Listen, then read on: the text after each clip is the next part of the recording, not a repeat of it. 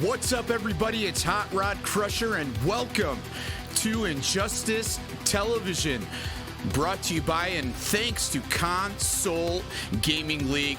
We wouldn't be here without them, and we wouldn't be here without all of you. How you all doing? It's the top 8 final day of the 2-day kickoff of Injustice Television. Thank you all so much for being here so early at the start of the night.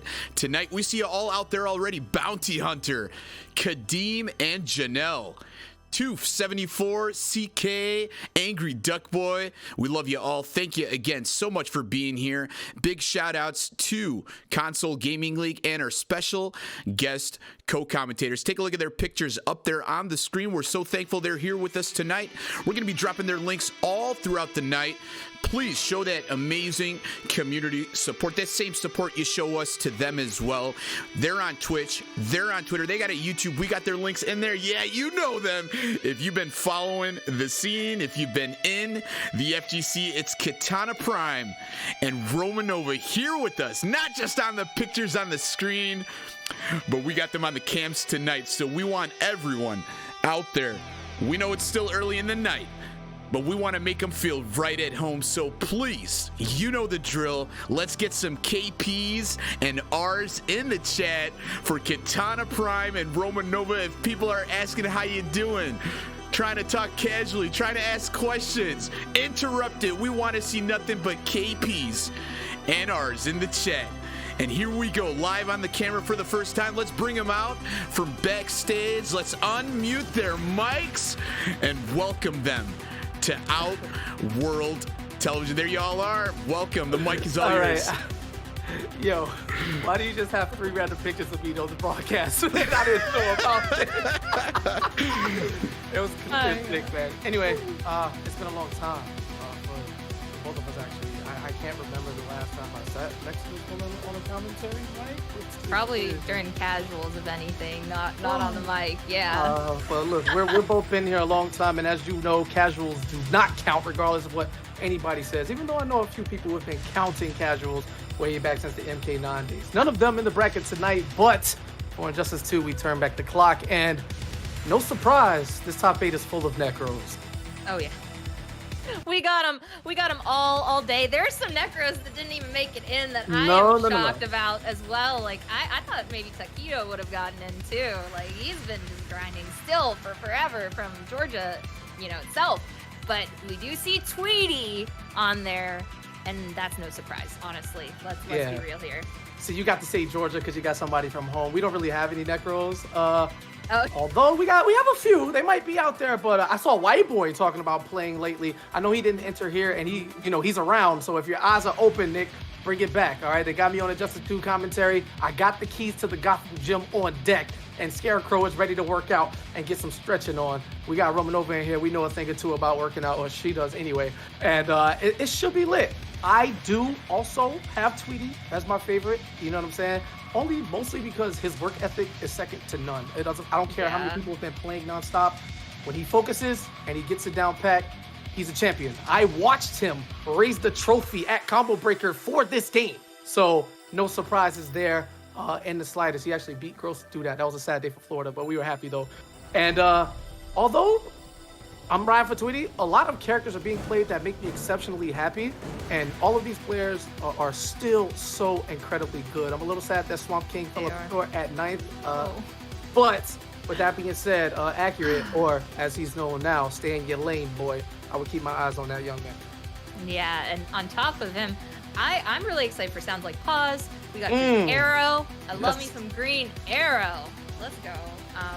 But that's like a character that probably sticks out the most to me in like this, other than Nomi playing Adam.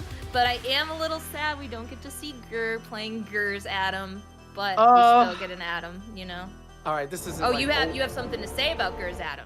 Oh, you already know. This isn't like OD professional. I watched yesterday. I saw Aquaman doing this thing. Like, fuck that, all right? I don't want to see Adam. I don't want to watch Adam. I don't want to fight against him. We talk about, like, Starfire or, like, Batman and characters. I forget. All right, let me apologize right quick. Starfire, the Atom is the true enemy. I don't want to see him. I don't want to fight him. Get him out of here. So Gur and all of your greatness, hold that. And I'm sure we'll see you again because you love this game more than anybody. That trait really gives you some PTSD there, doesn't it? Oh, listen, Vandy ran Injustice 2 at the last offline tournament at KIT, and he ran MKX and a bunch of other games.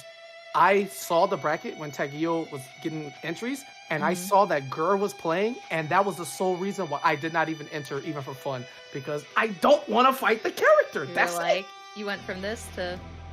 Yeah, I'm out. I'm going to play Mario Kart. Y'all can have that. But our competitors tonight, though, they're signed up for it. We have over $1,000 in the prize pot already, thanks to the generosity of the people tuning in, man. Community effort definitely gets the job done. So big shout, first and foremost, to CGL and the good folks at Outworld TV coming to holler at us, man, and giving us this opportunity to do so. I'm excited to see some Injustice.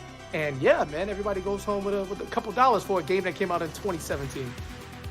There's nothing better than that, and this game is one of those that, you know, people will have their gripes about it, but it's still probably one of the most fun NRS games to watch on a high competitive level to this day, honestly. And you still get variety. Yes, you have your Starfires, yes, you have your Black Adams, but every now and then you'll see somebody like how we have somebody in the top 8 with a Brainiac, or, you know, I was reminiscing on my stream a little bit ago about Scar's Brainiac, you know, remember at the end? Oh, yeah, I do. Unfortunately for me, the Brainiac who's here, Mason, I just remember he used to just slap me up left and right in ranked back when I played it, just so I could never really figure it out. Even though Wonder Woman supposedly cooked Brainiac, I couldn't. So I was just getting bopped left and right, and it seems that his reign of terror has not yet ended, all right? A long path from the loser side of things. But if you look back on yesterday, man, that match with Tweety early on in the bracket, this is the first, second round, you know, 3-2. It could have got ugly real fast and sent somebody on a big run. Also, 80+ entrants. I mean, it's insane that you could put this together. I don't know. Certain characters can be enemies, but when you get to the highest level, you only see 1 or 2 of each. And I'm just excited to see how it's gonna go. I'm over my Starfire Salt, because I played the game a little bit yesterday and the day before, and I was reminded of who the true enemies were. So Batman's, you know, Catwoman. Yeah, Batman. You know, the Gotham people, we can't let them off the hook that easy, unless their name's Harley, which in that case, if y'all watching NRS, buff Harley, it's not too late, I promise. We're Harley fans out here, but yeah, and we have somebody in here. I thought it was funny that on Kampa's Twitter, he lists himself as the People's Batman. I don't think anyone is the People's Batman, only because Batman is the enemy. Yeah, that's true. Jump 2 can get nerfed all at once, but it's still Jump 2. This is true. You know, I wonder if Batman players see themselves as like allies, right? There was always some, oh no, well maybe my Batman is this, or this Batman that, or only Nubs plays Batman right on the West Coast, or Forever King, I'm literally Batman forever. And then you have like Arma, who's just, hey, I've been doing this thing here consistently as well. Like so many people all over. If you take it back to Injustice 1, watching Reno Rax's Batman was insane. So Batman players always seem to have their own little swag, but they all actually think they're Batman. It's weird. So if the People's Batman is here, then I'm all for it. I am just ready to get into this today. We have so much fun ahead of us, and I'm not sure how much longer we're going to be waiting to get these folks in the lobby. It looks like we're loading some of them in. So yeah, it's going to be a great time. Yeah. We got Absolutely. Tweety in, and we're just waiting for Sounds Like Pause. Now, this matchup, KP, we're going to probably see Starfire versus Green Arrow. I know Tweety used to have a Dr. Fate way back when, but we don't see that anymore. We just see Starfire. Yeah, small things here, right? Because Green Arrow loads up his normal arrows or whatever have you. With the low arrow, does that give him a low enough profile to deal with Starfire's projectiles, right? She has the Stardust, which can hit and does a lot of chip, but it does have a rather slow-ish startup. A character like Green Arrow can definitely take advantage of the startup, and he has access to some of the fastest dashes in the game. Starfire, not the biggest damaging character either, so she has to play exceptionally smart. I was reading some of the stuff yesterday and some people saying, oh, it takes no skill. Actually, zoning is the hardest thing to do, right? And if you take a look at the results and the history, no one even comes close to the work put in by Tweety when it comes to Starfire. So you're not just watching something that anybody can pick up and do with relative ease. No. This is grinding, top world-class level gameplay, and it's not as easy as it looks. Yeah, we're talking about the person who we watched on a stage tell Sonic Fox that they need to switch off of Starfire in the mirror match. Yes. Tweety yelling. Oh my God. Change your character. You know, and you know that's one of those moments for me still to this day watching this game live. But I feel like Green Arrow might, because of the low arrow, win the zoning war, and Tweety's gonna be scariest closer up, I think, in this matchup. All ready and good to go. SLP is in the lobby. No secret from him. You know you're going to get the green arrow, and right on cue. Look at you going back into information, pulling out the Dr. Fate ahead of time. And matchups are what matchups do. We have 6-frame poke. We have a mid projectile about mid screen and further back. Yeah. Good trades, extra damage in the trade. It's just Dr. Fate. And I just tweeted about this not too long ago. The greatest win pose in the history of fighting games. All right, Dr. Fate is unreal. Be gone. Oh, you can finish it. Oh, we're not professional tonight. You can finish okay, it. be gone. That's what I'm talking about. That's right. Get comfortable, We're baby. already in trade too. Just trying to damage away. Even the chip from those projectiles is like insane still to this day. Yeah, we're gonna go with orbs, interactable. Yeah, one of the great mechanics about Injustice and what makes it super unique is how meter burning works. With that orb out there, Fate having the ability to stop it on command is super threatening, catching anybody trying to jump over and in. It's going to get the damage to stay straight. Safe on the wake up with the Onk. And, well, jump 3? No, not again. Back into the corner and right on cue. There's a stop to put Tweety back in control. Yeah, you can't jump those. Okay, the low ice arrow did not hit. All right, using that. I think that was 4-2 to go in. All right, yes, going into trade. And once again, using the meter strictly for stopping that orb. You're building a wall, not to mention Dr. Fate has access to back 2, which is a full vertical anti-air. Stops you from everything. My God, man, the slide! Sorry, the slide. Look, that's another thing. I mean, it's... MK11 tried to do something right there with the breakaway, but here you have the air escape in Injustice. 2 different types of escape routes while you're getting juggled. The up one recovers a bit faster, but you stay in the same vertical space, which is easier to punish. However, if you can map out your opponent's attack sequence and know where they want to land, you too can turn the tide in your favor as we get an early clash here from Tweety. Oh yeah, and I saw it almost looked like he was going to try and keep it unclashable with the beginning of that, with the 4-3. Not today. Not today. Oh, he gets caught trying to load up an arrow. Big damage here. And while that trade is active, Dr. Fate getting access to higher damage projectiles. That sounds like the enemy of every casual NRS player in history who hates zoning. Projectiles that do more damage. Absolutely. I keep seeing him try to go for the overhead arrow too, which is a great way to switch it up because that low arrow has not been hitting for him. Most of his pickups have been just off of, you know, different mix and neutral. The jump in on the orbs is what's killing him right now. It is killing sounds like pause.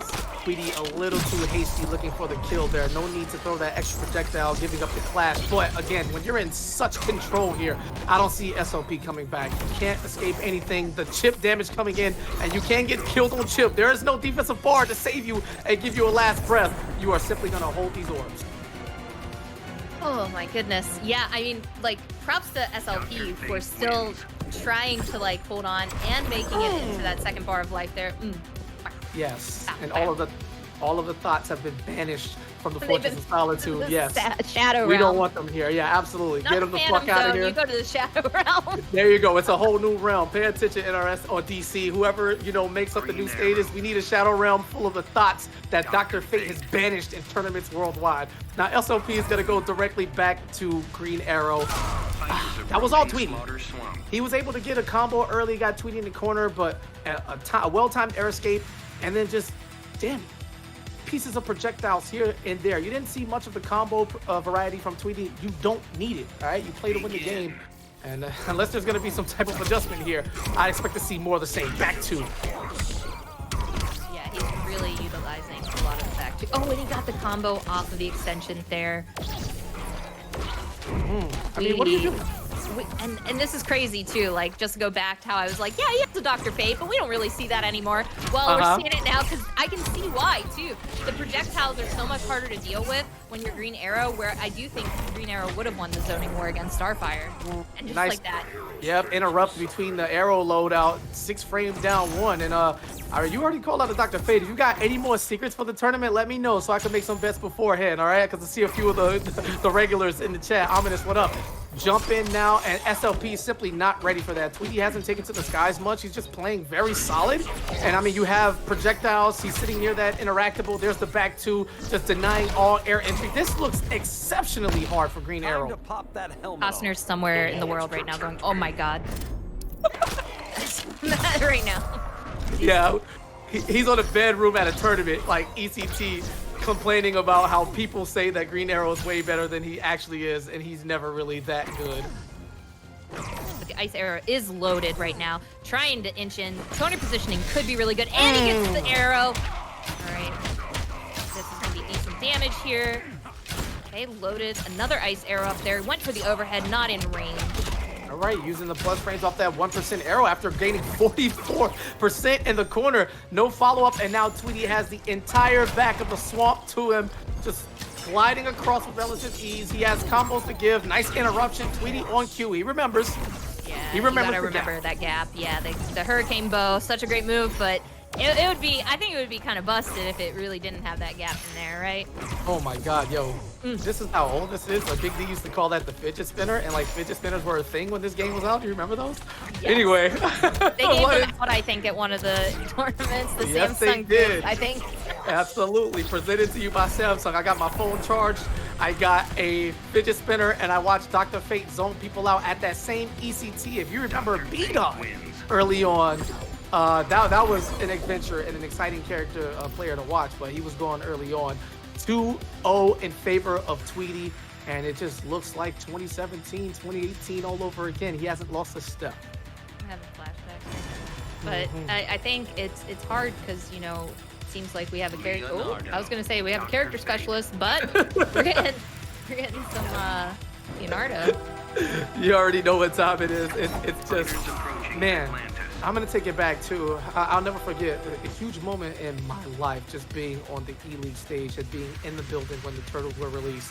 I have never, not once, heard a louder pop for a DLC reveal ever. And I was sitting on the ground front row at Combo Breaker when they revealed Red Hood. We were at, you know, Evo when they showed, I forget which game it was, a certain character. I was next to IJ2 when they showed Urian for Street Fighter V, and nothing amounted to the Turtles reveal. It was insane. I remember seeing the video and seeing, I think Tasty Steve might have been in the crowd, and I remember Tasty Steve just popping off, jumping. It was insane. Catch that man. Yeah, shout out to everybody keeping that secret for however long they needed to. It was insane. Turtles did turn out to be cool, but regardless of whether they live in the sewer or the streets, they have to deal with Dr. Fate and all these projectiles. Master Splinter couldn't teach them about this. Can't jump in on that, boys.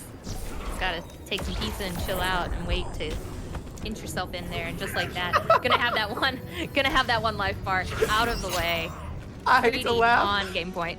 But I'm not getting paid by one of us right now. Yo, SLP is getting smoked. This is impossible. Like the wall, I'm a huge proponent of, I love zoners, right? And this is masterful work from Dr. Fate and Tweety. No shell shocking here. You're gonna go ahead and clash and get rid of your bar, and Dr. Fate is just gonna tell you, you know what your fate is? The loser's bracket. I'll see you there in about 20 seconds. And I mean, for the most part, I think Green Arrow was doing well, but that second game was really rough for him. Tweety is so close, though, to closing this out and making his way, you know, closer to grand finals there. Yeah, absolutely. It's been the same story every match, and it's like we finally get something going now, making usage of the assist. Nice combo, beautiful stuff there. Waking up the interactable, getting guaranteed chip. Here comes the trident rush of sorts, but not enough for the chip out. Yeah, not safe either to just do that right there in neutral. The chip damage, man, but he got the life bar. He is on the second bar of life here. Clash will be available now for Tweety. Dance on him. We're gonna break dance, you know, for the crowd, but this is almost over. Meter burn roll, nice way to get in, but it's just not enough. Great escape to too much chip damage, too much Tweety. And wait a minute, signs of life here. Tweety does still have access to Clash, but he's gonna need a few resets. Wait a minute, picks him up. Son? Is he gonna come here? Turtles never quit. No, it's not enough. Not enough. This is just for dramatic I thought value. he was gonna come back here. This is one of the hardest things. That is unblockable, and because of a clash, you have a full screen breaker essentially activated one time and one time only. Be gone. 3 symbols, 3 wins, and Tweety moving on to the winners final He's had an extremely hard path thus far. Things didn't get any easier, but same matchup worked in his favor for this one. You'd love to see it. 3-0. I really thought that we might have seen a comeback at the end there, but you know, we'll see more. SLP is not out just yet. We'll see more of him. Losers bracket, some more Green Arrow swag, I'm sure. Absolutely. So. Now, over the course of this game, Rose, as you like to be called, you played Black Canary, so you had to deal with a lot of zoning as well. How do you approach matchups like that where people are just chucking shit at you and, I don't know, you had a cartwheel, I guess? I would cartwheel. Don't cartwheel. Don't be like me and just use cartwheel for neutral. The meter burn roll is definitely like the way to go. Like that is something that we saw him trying to do, but just Tweety was calling it out too with the onk. Like Tweety just throwing out onk, boom, you're back, like, you know, 600 feet. Come at me again. So very unfortunate, but yeah, again, don't just cartwheel in neutral. Especially against Dr. Fate, because it's a mid. You're going to get blown up if that thing hits you. Yeah, really unfortunate. That was supposed to help you avoid projectiles and the like. And while every character doesn't have access to that, you did make mention of the meter burn roll. It's one of the mechanics that certainly helps with the balance, especially if you get a good call out. But man, the recovery on those shots is just so good. We're talking an 8-9 frame projectile that covers an impressive amount of the screen. And again, if you get knocked out, you have to build that meter back, and then you have to worry about flash and whether or not you want to spend armor on your 4-3 back 3, your interactables, all of that. But I think that adds to the layers of Injustice 2 system, and I really prefer that more of a gain meter approach, because every decision you make on that bar has to be calculated. You can't just go, oh well shit, let me meter burn roll, it's gonna come back in 10 seconds. Like, that's kind of OD. But yeah, nothing doing there. At the end of the day, Tweety was just outclassing SLP there, and very unfortunate situation. Character loyalty gets you nowhere when it comes to the big dogs, unless you're loyal to the top tiers. So unfortunate situation for Green Arrow. Had a chance with the Turtles, just didn't seem ready enough. And yeah, nothing doing. Easy money there, Tweety advancing.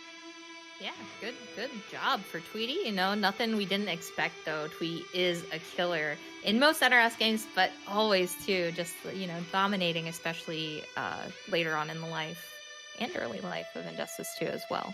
But with that said, we have our next match coming up, which I believe, since we're winner's side, it'll be Majin versus Bloodcry.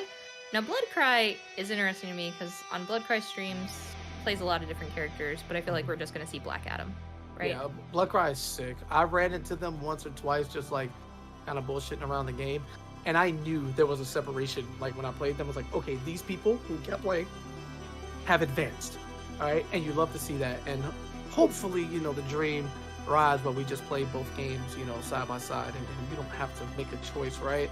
And Black Adam is one of those, I think complete is a word I like to use for that character. He does everything you'll ever need him to. I'll never understand why the forward 1-2 string was given to him as his new thing from Injustice 1 to Injustice 2, but a lot of people have used Black Adam in tournaments to varied success, and he just seems to have an answer for everything. Now, I'm not going to get deep and talk about matchups and the like, because, you know, it might be a little shaky, and I don't need, you know, ominous in my DMs talking about, oh, Black Adam loses, KP, I don't want to hear this shit.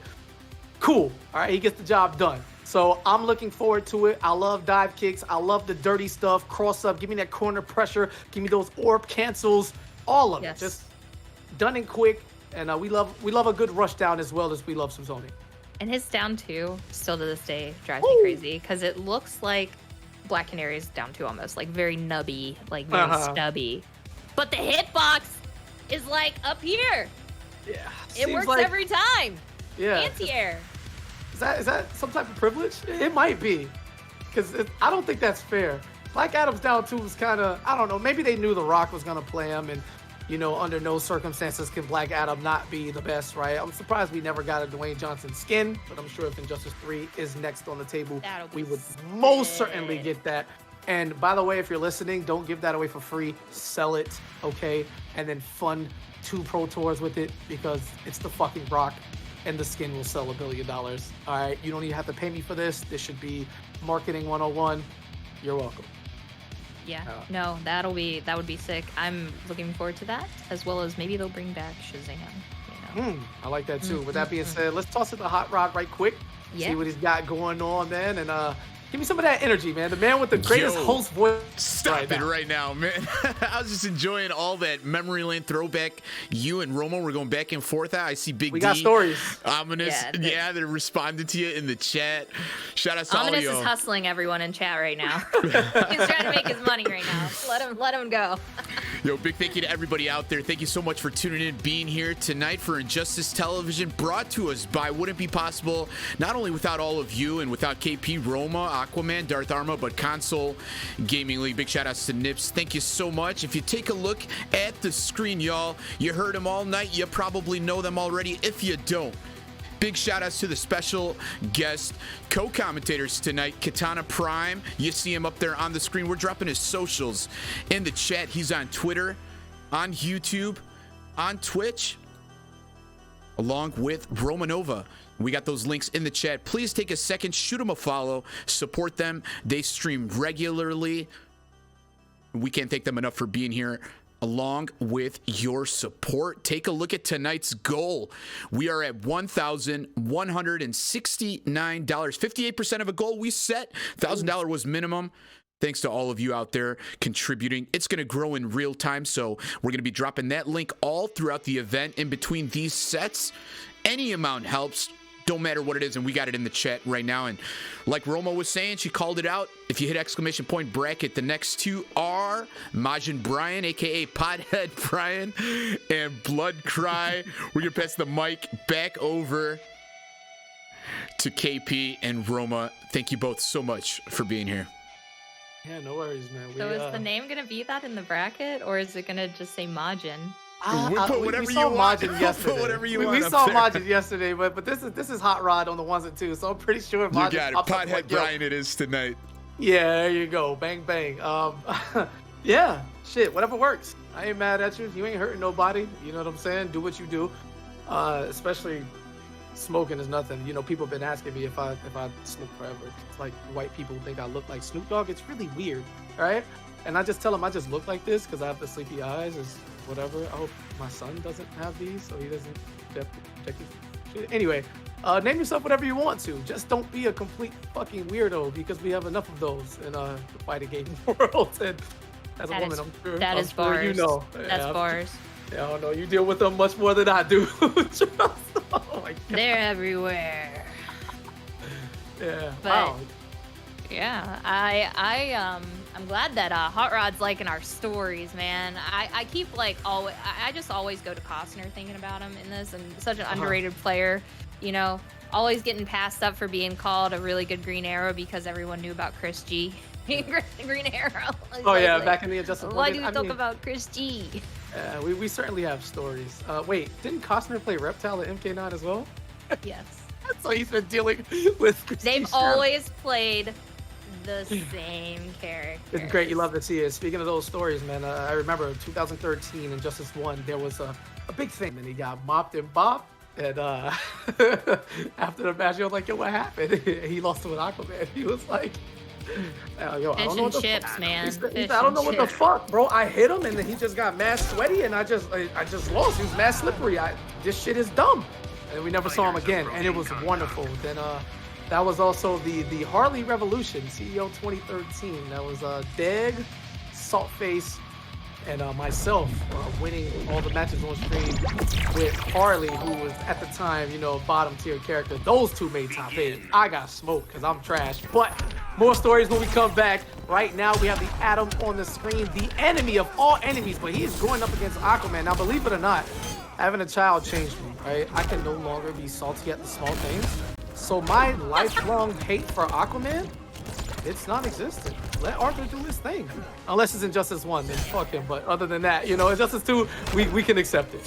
Let's be real though, when they tone down a lot of his stuff, it's not as bad. He's more fair now.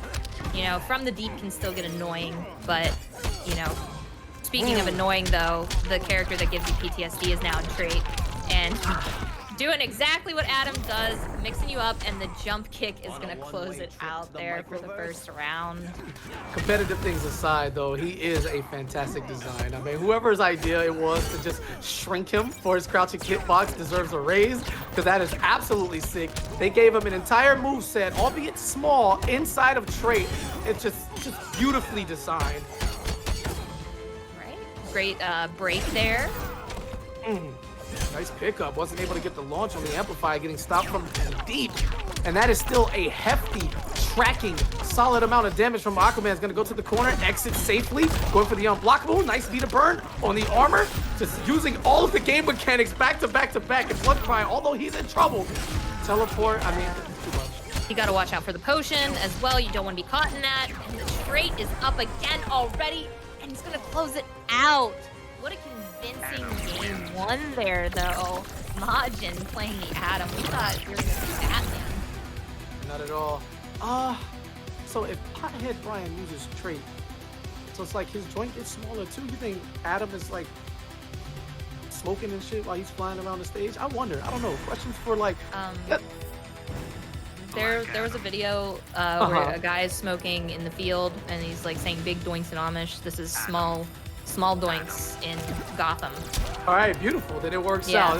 We just used some combat cast, head canon, as Stephanie used to give like her own like lore during the combat cast. So we can do that on commentary because nobody can stop us. We can say what the fuck we want tonight. So game 2, pretty dominating. Aquaman wasn't able to get much going. From the deep, the Adam spending a lot of time in the air, using that belt to change his jump trajectory, staying alive, and here comes the Black Adam instantly, one game after, going straight to that down 2 you talked about, the privilege button. Oh yeah, traded there. All right, gonna sweep, slow fall. It's just crazy too, like the damage that Adam gets off of even just like a 2-hit combo. Even the chip off the stomp. Okay, got a little bit of damage there, going with the forward advancing string. Oh, you love to see it. Yeah, push block, another one of those good defensive mechanics is just make for good balance when you don't want to deal with it. I was talking about privilege buttons when it comes to Adam, or Black Adam, excuse me, and his down 2. But is there a bigger privilege button than the Adam's down 3? I mean, come on. He makes Melina jealous with the amount of things he can low profile with a single button. Dang, you had to bring the M word into it, huh? I had to. I know your hatred burns. That's okay. I'm a daddy now, so I gotta let it go. Unless it's FK9. All right, get me back into it. But, this is celebration from the Adam. Now, one of the great things I've been seeing too, and one of the things that's been helping a lot of Bloodcry's defense in this game, is kind of catching the push block. Did not do it there, so hopefully that wasn't a commentator curse. But every time I've been blocking the Adam straight, using that push block, get the F off of me, please. Yeah, fantastic track there with the Black Magic. Having a tracking move is super strong, and I think a very underrated thing to have in these Injustice games. Full screen now, and we notice every single time that Bloodcry wants to go into the trait cancel, Majin is hitting him with the push block, so he doesn't let him get any extra chip or any offensive mix-ups going, and just down 3, jump 3, just all of the threes, gets the job done. A bit of science on top of it, and bringing Black Adam to his knees, down 0-2. If you have any more characters left in the stash, you say on the stream they play a lot. Power of science, man. Power of science and down 3. And we do. I wonder how much work he had to do, right? You take the scientific method and you look through all the shit, matchups, position, strings, character, where we are, stage, interactable. You do all this great big project that takes 2 years. And then somebody just shows up and presses down 3. This is bullshit, but you love to see it, right? Whatever gets the job done is more effective. We're gonna see Deadshot. I was like, this ain't the first beginning of the game. This is the beginning of the game. Look at you. Your PTSD's coming out now. We are just getting flashbacks. Low gunshot. Oh my god, I can't even imagine trying to play that. Yeah, that's remember ECT that year where they had like what was it? It was the first year of the game and they had like about how many 6? In top 8? It was about 6 6. Of them? Yeah. Yep. It was disgusting. I remember sitting down before commentary and just looking at Arma and saying, okay, this is gonna determine whether or not like we're good. And he's just Deadshot all day. Like Bio was using Deadshot like they had no choice. Yeah. Sonic, it was an ugly thing at the beginning of the game, but... And then he got nerfed. But, oh, the back three whiff there! That is unfortunate, but the dive kick, get the double dive kick. All right, lightning. And we'll talk about that a little more as we get deeper into the match. Gets the, not punished, but catches him slipping. Launches, all types of science. We've seen the explosion, we've seen the poison. We haven't seen the trap as much. And a down two mashes to get things going. He should be able to take this health bar, potentially. One guess? It does the whole string. Man, I was just chuckling during that down two. I was like, yep, that hit. Yeah, all types of privilege. Avoids the unblockable here. Wants nothing to do with it. And jump back to fourth. No dive kick. It's going to land on the projectile. Had an opportunity to take advantage of a small bit of health he had in the first health bar, but instead he's going to even it up. Yeah, I definitely think he was looking for that dive kick there. Oh, man, and dropped the trait cancel that time. Or looking for the interactive, I'm not entirely sure. Here's the pickup, and the double jump avoids the trait. Gets the combo, but not the cleanest of conversions. Ooh, tried to get the punish there on that teleport there. Did not get it. This is great corner positioning. I don't think we're going to go to a stage transition, but a back three could do it. Oh, tried it down two, and it traded. Down one. Oh, 4 meters, going to get out of here. Here's an opportunity. Switch sides. The interactable. Oh my goodness. He can't go there. You got the lightning, bro. You need the lightning. And the trade's gonna take it. That was so disrespectful. When the poison beaker enhances, it just, you lose so much health from the balls just jumping out, so he was forced to sit in that corner. I'm not sure if he was looking to buy time with those meter burn lightning strikes, but whatever it was just too little, too late. And when you know you are dead, it hurts the worst. Maybe a full height neutral jump dive kick could have gave him enough to get over, but we will never know. As you never know. The hitbox could just be this like low enough, and it could still somehow end up hitting that, you know, the green smoke coming up from the potion. Would not have been a situation you want to be in. The corner was not a situation you wanted to be in, but man, oh man. You know, we need... Atom takes it. The Atom. Yeah, it's the enemy, as I'm going to call him tonight. We'll figure it out. Going back on the Deadshot thing, right? There was a conversation that I used to have with Foxy Grandpa, and Foxy always made the argument that Deadshot was a necessary evil because there were a lot of characters running around with bullshit, and Deadshot checked them all. It just so happens that everybody used Deadshot as that check. Can we get a check for, like, you know, Catwoman and the Atom right now? I would love to see that. Anyway. Those conversations are long behind us. The game is the game, and I'm pretty sure we aren't going to get any more updates. But there you have it. Another 3-0 back-to-back, man. The winner's side of the bracket is looking pretty devastating as our two winners finalists have simply cruised into those positions. Did you expect to see that this early? I kind of expected it maybe for Tweety, but like at first sounds like Paz was like actually putting up a pretty good fight that first game, but then as soon as the second game happened, yeah, it was a sweep. The second one was up in the air for me though, KP, like for real. But as soon as I saw the Atom, it's hard. You gotta, like, you know, and it seemed like, you know, Bloodcry had done his homework. He was trying to push block and was blocking a lot of the trait. But it's still, man's this tiny. Yeah, absolutely. Just taking a look at the bracket here, because Gur was also in this tournament and got handled by Mason the Moo Cow 3-0 with Brainiac. So maybe Brainiac has answers that we don't know. Mason the Moo Cow is on the other half of this losers bracket in the tournament. I don't think they're up next quite yet. But in the meantime, we have other matches. And before that, we can send it back to Hot Rod. Yo, thank you so much, KP and Roma. Somebody donated to the fighters prize pool during that fight. Let's go ahead and take a look at where we are. I think we're slowly but surely making our way to the $1,200 mark. We're at $1,189.69. Thanks to all of you. Amazing community support. We love you all out there. Thank you for being here, tuning in, watching. You're a fighter, a fan, family, friend of any of these fighters. We can't thank you enough for being here. We got that link in the chat, going and growing till the final fight, grand finals. Let's get these fighters paid. Let's grow it as much as we can. The link is out there if you're here with us in the Twitch channel and it's updating live. And a big thank you. Oh, there it is, playing high. Texas asking where to donate. You can either use that link we just dropped or just hit ! donate all night long, all throughout the chat. And you see the octagon out there. That's our boy Octavius running the bracket flawlessly. We can't thank him enough. Octavius, we love you, man. Another great event organizer in the FGC. He put on events for Grand Blue, for Mortal Kombat, for all types of fighters, you name it, and we're not skipping a beat thanks to him. Y'all think I'm doing the bracket? It's that man right there, Octavius, the octagon, out there in the chat, and we're gonna be dropping his socials as well. Please follow him. He's on Twitter and Twitch. He's a diamond in the row in the community. If you don't know him, another great person. He can handle that shit. We love you, Oct. Thank you so much for being here tonight. He didn't have to be here.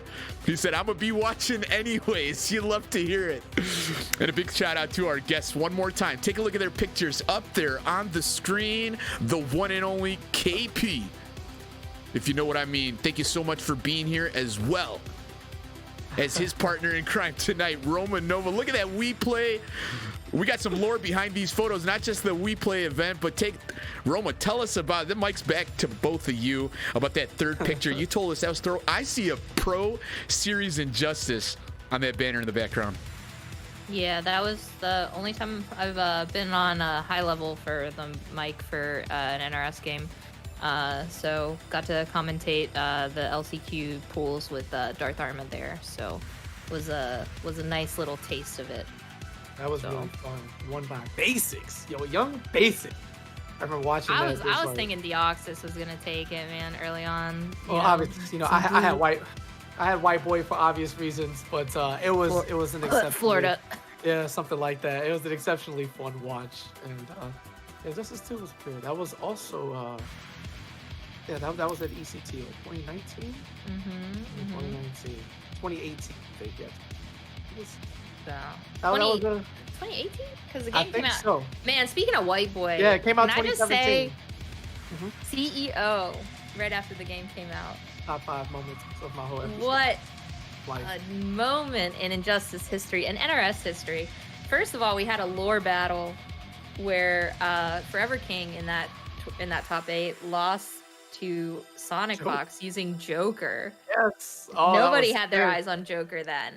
And then yeah, I'm sorry. Go ahead. I'm reliving the celebration. You were there too. We were in there. I mean, you were like right up on there when White Boy was like going. The scream we let out when one of ours defended the house, where Sonic was just winning everything.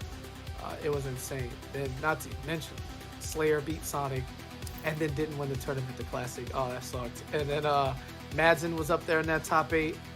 Yeah, that was where Madsen threw the chair. That was the best tournament. I mean, from the gate, right? The first match was Foxy losing to VTech, like Batman, round 1, and then Hayate loses to Alcatraz right there, boom, and then like Saltface loses to like, was it Splash? They go Splash, and just everybody just getting cooked left and right. Newbie was getting man, it was so good. And then I remember Mena of like Street Fighter fame had came up, and he was like staying at Gross's, and he was playing Injustice for maybe like a week and a half straight grind, and he got like top 16 all Black Adam. Like it was insane. The brackets, the chokes, the amount of quality, the Tekken Master comeback. I mean, the Coach Steve with Grodd. That was. I mean, we're talking. I remember when Oki like later in the life, like Grodd was like unforeseen by people. Firestorm. Yeah, it was just just unreal, man. And it's you really have to be there to understand how offline can just it can never be. Fighters approaching it's Arkham the vibe, Asylum. everything. What a wonderful showcase, man. Theo versus Slayer, that was insane. I can go down. Theo, we haven't seen Theo really at all. Yeah, you can pick any match off that tournament and be excited. But now we focus years later. People with the skill, Batman still using his trait, the skill turns galore, and good old Firestorm the quietest. I remember all these people who played Firestone, they knew the character was good. They never really said anything, never complained. And then he just got buffed, and whoo, we got one of the scariest vortexes we ever seen once he activates that blue stuff. Yeah, once the blue is activated, you get a scary vortex, and you gotta always watch your feet against this character. The move that he's doing, for those who aren't maybe familiar with this, you know, I know we got some MK people who maybe weren't there for Injustice. You gotta watch your feet. That will magma you into the ground, and he gets full. How about that? 490 damage. Oh, excuse me, sorry. 550 into a restand. Plus frames, but the parry right after smart stuff, but why not? I'm just gonna wake up. I do not care. Know me. Oh my goodness, what a dominating sequence. Not even just a round. They got one touch, and it was a whole new game. Now the bats are out, KP, and they do manage to get that secure hit there. He's gonna give that corner positioning, use grappler, gets the cross up, trying to get a reset there. Beautiful block there, check with the back one, gonna get that shin kick, see if he's been working out, doesn't need to. Oh my God, take a sip, pay for this property damage. I don't think nobody's trying to sip toilet water, my dude. I don't know. Yeah, how about a grapple? This time we'll take it to the corner. I had to come back to left. Nah, it's all good, buddy. This is what we do. This is Batman, right? He's always destroying shit in Gotham anyway, so it's okay if somebody gives him a taste of his own property since he thinks he owns the entire city. Back 2-3 into the knockdown bat. Gonna get offense for free. Nice pickup. Another restand incoming. No, pure damage. I think this corner positioning is really, really hurting Nomi right now, but that was a great use. I think that's back 4-3, right? Get out. Yes. Go back 3. It might be back 4-2. I don't remember. I think it's back 4-2. Doesn't matter anyway. Back 2. Doesn't matter. Oh, but the blue is on. Oh, okay. We're just gonna throw back 3 now. Trying to get plus frames in the launch. Why not? Fish one out. He wants it unclashable. Very scary sequence. One bat is all Batman needs. There you go. There's a push block. Now Nomi's trying to take his time for the bat to come back. Oh, instead gets the up ring. Temperature's rising. I never quit. What's the bet? I never quit. And that's all they have. 15%. This is gonna put it about even. And goes for the wake up. Oh my God! And the full strength, the backflip. Bruce Wayne letting you know that I remember all of the buttons available to me. Getting the easy meterless conversion, and I have not seen that full string in years. Compa, thank you very much for that one. Yeah, he's trying to show his namesake. He said he's people's Batman. Here he is. He's out here and he's punishing Firestorm. I don't know about that wake up, but there's a really good time there for Compa. Full combo punishing it and getting that first dub. Fighters Looks like we're going to the Fortress of Solitude for this next game. All right, let's run it up, slow it down. My man is really like level 85 on the player card out here. Out here grinding. All right, overhead. Okay, goes for the overhead at the end of that string there. Oh, gets the back 3 off of it. Just raw? Yeah. I thought Firestorm, you know, Firestorm's a bit conservative, right? A bit stinky. He wasn't ready for all of that. 3 bats, get him out of here so you can get to the normal Batman strategy of always having 1 bat active. All right, here's the restand. He's gonna power it up. Oh my God, gets the cross up, follow, chase down with the air dash. Just everything in control right now. Ooh, at the same time. Using that as an anti-air, still so good as well. Going for the forward 3. We're gonna have a background bounce, no background bounce, but chip damage is gonna be enough here if he can just get it. And there it is. Yeah, I like the patience there. Nomi not just going for that charge to, you know, get the chip damage kill and potentially run into a grapple hook or anything that could have gotten him punished. Just keeping it solid. You love to see it. Using that again as an anti-air. If it works, you do it. Just keep That's so it cheap. up. You know, people think a lot of the down ones that anti-air and MK11 are frustrating, but there's a lot of things that anti-air and you're like, what? Yes. I love a good anti-air, man. People, jump attacks are exceptionally strong in NRS games, and when you can take care of them, it's always instantly better, I think, for the game. Oh, Batman, not a power character. It's gonna get a whack usage of that interactive. Well, nobody wants that. Please give me the unblockable variety and an anti-air molten trap. Beautiful stuff. Forced to use that back air escape. Down 2 bars, but extremely uphill battle. Tried to get a hit with the bat to just get some hits done there. Didn't quite get it, but another bat is available. He has it out. Oh, he meter burned the interactable. Back 3. Yeah, you're super Is that gonna be dead. it? Oh no. He air escaped. Is he gonna close out the round? Yes, he is. Now, wait a minute now. Don't get my hopes up like this, Nobi. It was a perfectly timed, really had no choice but to go for the air escape there, trying to cut. Oh, wait a minute. Here's an opportunity. Where Batman thrives. The forward 3. Yeah, and I like the decision. Make them clash now so that in case you get this momentum again, you can do it uninterrupted. 15%, 2 bars, still has that incredibly fast meter burn strike. And damn, the commentator's blessing, right on cue. What is that, like 5 frames? I don't remember how fast it is. It's so fast, it hurts. But I remember it being like the fastest move in the game. And yeah, it definitely does. You just, whatever you thought you were going to do, go ahead and rethink that, because nobody in the game has enough speed to do it. If it's blue on the D, I'm gonna die. That's what that makes me think of. Sorry for the cringe joke, but if it's blue, you're gonna die. Listen. Oh, the pain. Are you okay? Yeah, it's just pain. Okay, cool. I just wanna make Flashbacks. sure. That's one of my flashbacks when I was fighting Firestorms. Really hated that matchup. Because I can't move as Black Canary with molten traps everywhere, you know? You can just cartwheel, right? Forehead? Never mind. And then get caught in the molten trap, you know? Yeah, Buff Canary. All right, backing into the corner, afraid of that explosion, so chooses to deal with the Batman pressure and stay. And this time the meter burn roll, the unblockable launch, baby. Your turn. You have to deal with it one way or another. This is rules. You understand? I make the rules. This is my game. All right. When you fire up Injustice 2 and the main menu strikes, who do you see? You see Batman. Block on the back 3 as well, but he's gonna get the opening here. Go in the molten trap, meter burn it. Going down 2 extension. Okay, he's in trait. This is gonna be a lot of damage. Ooh. Great push block there. Yeah, you first have to guess in the right direction. That was just straight up ambiguous 50-50 cross up or same side, make a choice. And Combo making the right one. Nice follow up to the corner. Oos. Oh my gosh. It after being in Ukraine, the oos just haunts me.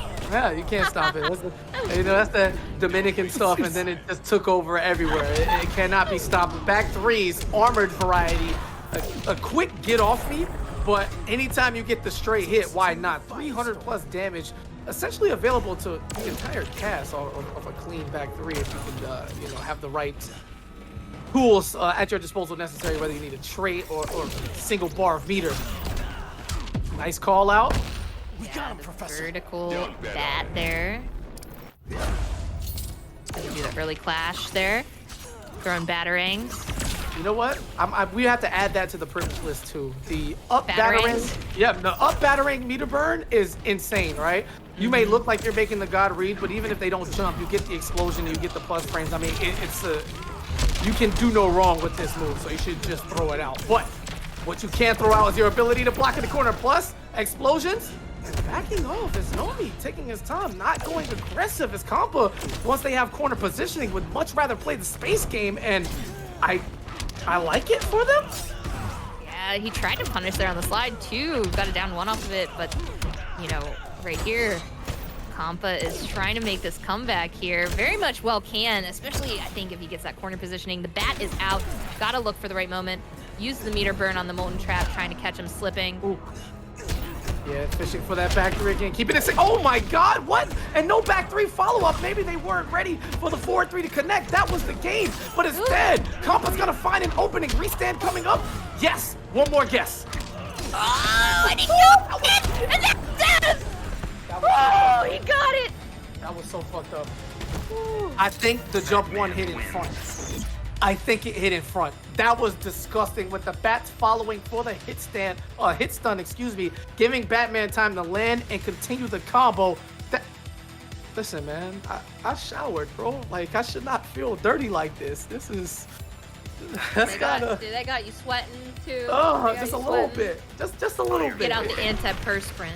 Yeah, I'm gonna need a little bit more than that. We're gonna need the Batman blend, because that was how do we just say it? Fucked up. That's what it was. It hurts. I'm really liking Compa. I'm gonna allow Compa to be the people's Batman. I'm allow it because that comeback was great. They are definitely stepping up to the claim of being the people's Batman without question. 4-3, 3 bats, doesn't quite get the conversion, but it's early on. Oh, and even using the cash money to avoid the explosion from the interactable. Yeah. Now they're trying to force their way in. Okay, slow down. Both gadget characters here, so. Dang. It's Firestar? They changed like so many in early development and stuff. I want to say there were some characters that were originally power characters that they ended up changing too. All right. I was talking earlier about Black Adam things, and Ominous, in fact, did DM me and say that Black Adam loses. Okay. So every I was like, is he okay? All right, going for the Molten Trap. We got the bat out. All right, using the bat to go in. Corner positioning. Went for the jump in, goes for the cross up. He gets the air-to-air, misses the battering. I wonder, too, sometimes people get that as an input error. Well, won't mess it up the second time. Oh, spinning the meter burn on the 4-3 to get some more damage. Goes into the trait. Scoop going up top, bring him back down. Using the throw to punish. Don't waste my time. That's all you need. Don't waste my time. That was always my favorite mid-round Batman line. Okay. Oh, misses the grappler there. Okay, going to float in. Gets caught. And the back three is going to close it out there. Tied up.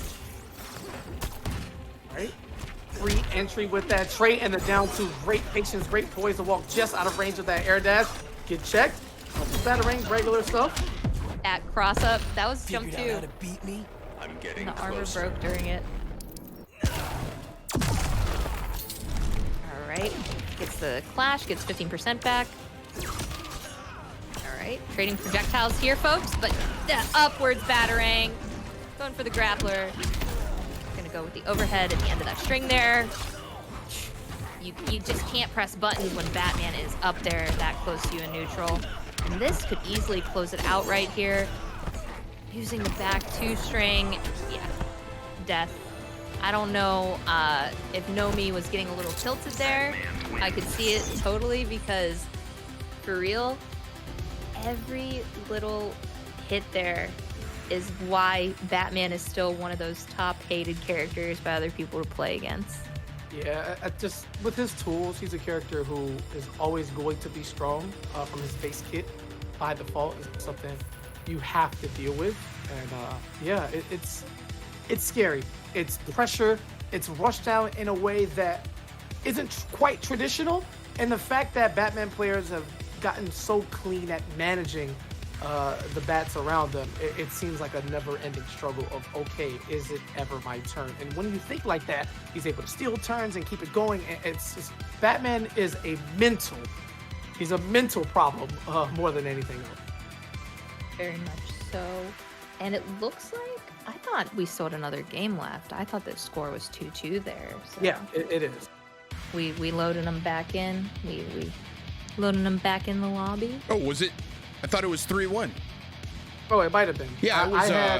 I had the score up there on the screen the whole time. It was 2-1 right before Kappa just closed that out. It is right. You're right. You're right. I just had like an emergency, so I was like in my phone. No worries. We good. Okay. Yeah, it was 3-1. They're confirming out there in the chat as well. Say Okay. 2-2, and I was like, wait a second, did we mess up? But we good. We Gucci. Yo, imagine Brian said running back. Batman is a mental problem. Facts. Absolutely. 100 Facts. problems. She's just talking shit because she knows Batman's favorite characters. This is why you don't, whatever. It's all good. Leave me alone. Anyway, we're good. Forgive me. Thanks for holding that down. Yeah, no. You're good. You're good. As soon as I realized there was something going on, I was like, yeah. All right. He's good. He's good. Yeah, baby sister who doesn't call much called, so something was up, but we good. Anyway, more Injustice on the way. Next up will be Mason the Moo Cow. All right, Brainiac. What a name. Yeah, right. If Batman is a mental problem, what is Brainiac? Because this guy is jumping everywhere, double jumping, dive kicking, cross up dive kicking, trait. It's an intellect problem. You know what? It makes sense, right? It is Brainiac. We're gonna leave it at there before we dive too deep into the lane of pain. And while we do that, Rod, why don't you get us an update on that prize pool and everything else that's going on? Yo, don't mind if I do, man. Somebody out there, I'm going to see his name. Okay, Playing High, Texas. Got us over $1,200, man. Let's check back in and throw that goal up there tonight. Y'all, we can't thank you enough. Everything going to the Fighters prize pool tonight. Let me find that. Where is that? There it is. Look at the screen, $1,200. Somebody's making sure they don't touch that 69 cents at the end of the goal, keeping it going and growing. We can't thank you enough, y'all. We're going to be dropping that link all throughout the night. You can generate it yourself if you want. It's !donate. We're going to drop it again right now. We can't thank you all so much. Let's keep it going and growing. This community is amazing, and tonight wouldn't be possible without every single one of you, especially Console Gaming League for starting the night, starting the prize pool, helping us kick off Injustice Television. This one-off tournament is going to hopefully kick off the qualifiers and end-of-season top 8 tournaments for Injustice Television, the same way many of you know Outworld Television does for Mortal Kombat. But we got the link out there in the chat. Big thank you to everybody who's donating or thinking about donating. There's the link. It's going to grow in real time as you contribute. And a big shout out. You heard them all night. 3 fights in already. About to go to the 4th. Katana Prime and Romanova on the mic. Take a look at those pictures up there on the screen. We got with these pictures, man. Here we go with these pictures, man. Listen, bro. You called us to speak, not to be fucking models, bro. All right? Hey, you're looking good, both of you. We got those links. Man, people are tuning in. It's not the same. We're just letting people know that the NRSFGC, you know, we still got it after all these years. That's right. Oh yeah. I mean, that's definitely a question. Look at that. Look at Basic Mufasa out there saying miraculous mustache in that first pick, KP. Oh yeah. We were kind of, you know, this is quarantine times. You stop caring, and shit like that happens. Yo, we love y'all. Please support the community. KP Romanova. OGs in the scene. We got their Twitter, Twitch, YouTube links all in the chat. If you're here with us on Twitch, shoot them a follow as we get the invites out to the next 2 fighters. And a big shout out to our tournament admin behind the scenes. I'm telling you all, his work, you don't see it, but it's helping keep yesterday's huge, you know, almost 100-person bracket without skipping a beat. That's Octavius the Octagon himself. We're going to be dropping his socials as well. Let me pull up that link. We can't thank him. We can't thank him enough. He's on Twitch and Twitter. Those links are in the chat. Oct puts on events of his own. He is a great member of the FGC. If you don't know him, he's a great person to get to know. We're going to pass the mics back over as we get ready for our final match of losers round 1. It's going to be Stay in Your Lane Boy, aka Accurate, taking on Fire Mason, that brainiac. Yeah, I mean, I love when people rebrand like something completely different. It's like, okay, like Burrito Voorhees going from Forever King Jr. Yeah, I didn't love that one that much, but I talked to him and it was really simple. Like, oh, Franco, what are you doing? He said burritos are my favorite food. And Jason is my favorite character. I was like, oh, okay, shit. Well, we accept you now, then. It's cool. That was one of the big mix-ups, but yeah, go ahead. It's crazy. Even more stories. He was around too. He was what, 14 at the time when we were out playing that, 13 or something like that. And to see the growth of this young man, and well, anybody of the competitors, it was insane. There was a tweet a while back. I think I shared one at work one time, like me and Gross or whatever have you at the time, and Stephanie's like, it's really cool to see like everybody like grown up even more, like the MK9 crew, right? Like Ekidus just had a baby, he's around. Crazy. I'm here where we're all like, well, a lot of us are like 30 plus now, and just creeping up, and everybody's got full beards and gained some weight here and there. It's like insane, because if you find any of those pictures back from those times, it's like, oh my god, who the fuck is that? like you mean to tell me that is X or Y? It's fantastic, and to have been a part of that evolution of the scene is just wonderful. I love seeing all that. I've even when I came in, it was during MKX. I loved getting to hear all the stories from like different people of the Injustice 1 days, and I was just fascinated with it, going through like a whole wormhole of like videos from that game. And then it was such a blessing to be there at the beginning of Injustice 2 as well, from already being there. And yeah, even just then, I can't imagine, because you've been around even longer. Well, some of us were still casuals in those games. And it's just seeing the evolution in these people and them grow. And then these people, you know, they may be like Necros in this game, but, you know, next Injustice, I'm sure, you know, they're going to be there, and they're going to see other people just coming in. Oh, for sure. I would love to meet a bunch of them, right? It's usually like a KIT or a Combo Breaker or something that runs an exceptionally, well, to us, exceptionally old game where like Necros will show up and it's like, hey, oh, I'm XYZ. It's like, oh shit, you here for Injustice 2, that's sick. You get an opportunity to meet these people, and a part of the essence, you realize that people aren't who they like to act like online. It's just a much different vibe, and you know, what we live for, including the game. So, Brainiac, on his ship, this is very canon, right? This is the ending. As Accurate has chosen the Batman ending. And if you remember that boss Brainiac, he was a absolute bitch to fight, just insanely broken, but you would eventually get the job done. However, Mason the Moo Cow, definitely the final boss Brainiac of current Injustice 2 gameplay, but stay in your lane. Listen, Batman came prepared. The only man who could, with prep time, outsmart a genius intellect of like the 35th level, right? Bruce Wayne is untouchable. Go argue with your mom and other Batman haters. Yeah, went for the punish there and had to clash, forcing it out on Mason the Moo Cow there. And Clash is out for him. But, you know, one of the things, too, just to explain to people is, I thought always was unique about Brainiac's trait is, you know, he can delay those coming out. He can delay the little, I don't even know what we want to call them. Honestly, I still to this day don't know. They're like little squid-looking projectile alien life There you go. forms. Then call it that. Maybe you're on commentary.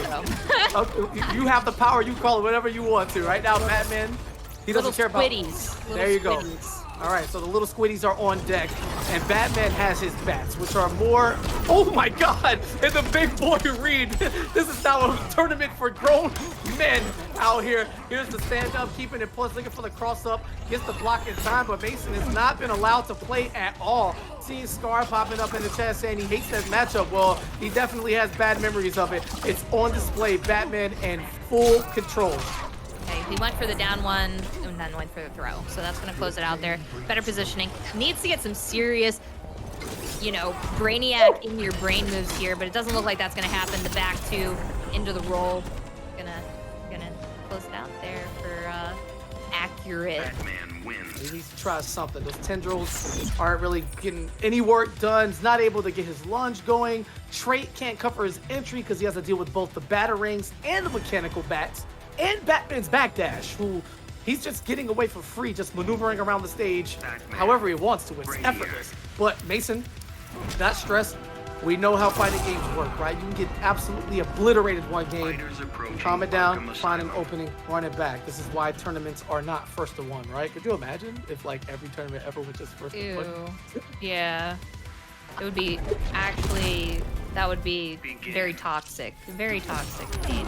Okay, gonna get the jump off the, okay, 4-3, sends out the drone. Okay, going with the projectile, the little squiddies. My bad. All right, and he's got the light up. Tendrils, you know, you look good and play good. It's just a swag thing, man. Anybody who's played sports, you know how it is. You got to accessorize it. Brainiac looking as clean as ever. Shout out to the gear system, allowing us to insert some personality into these legendary characters from the DC universe.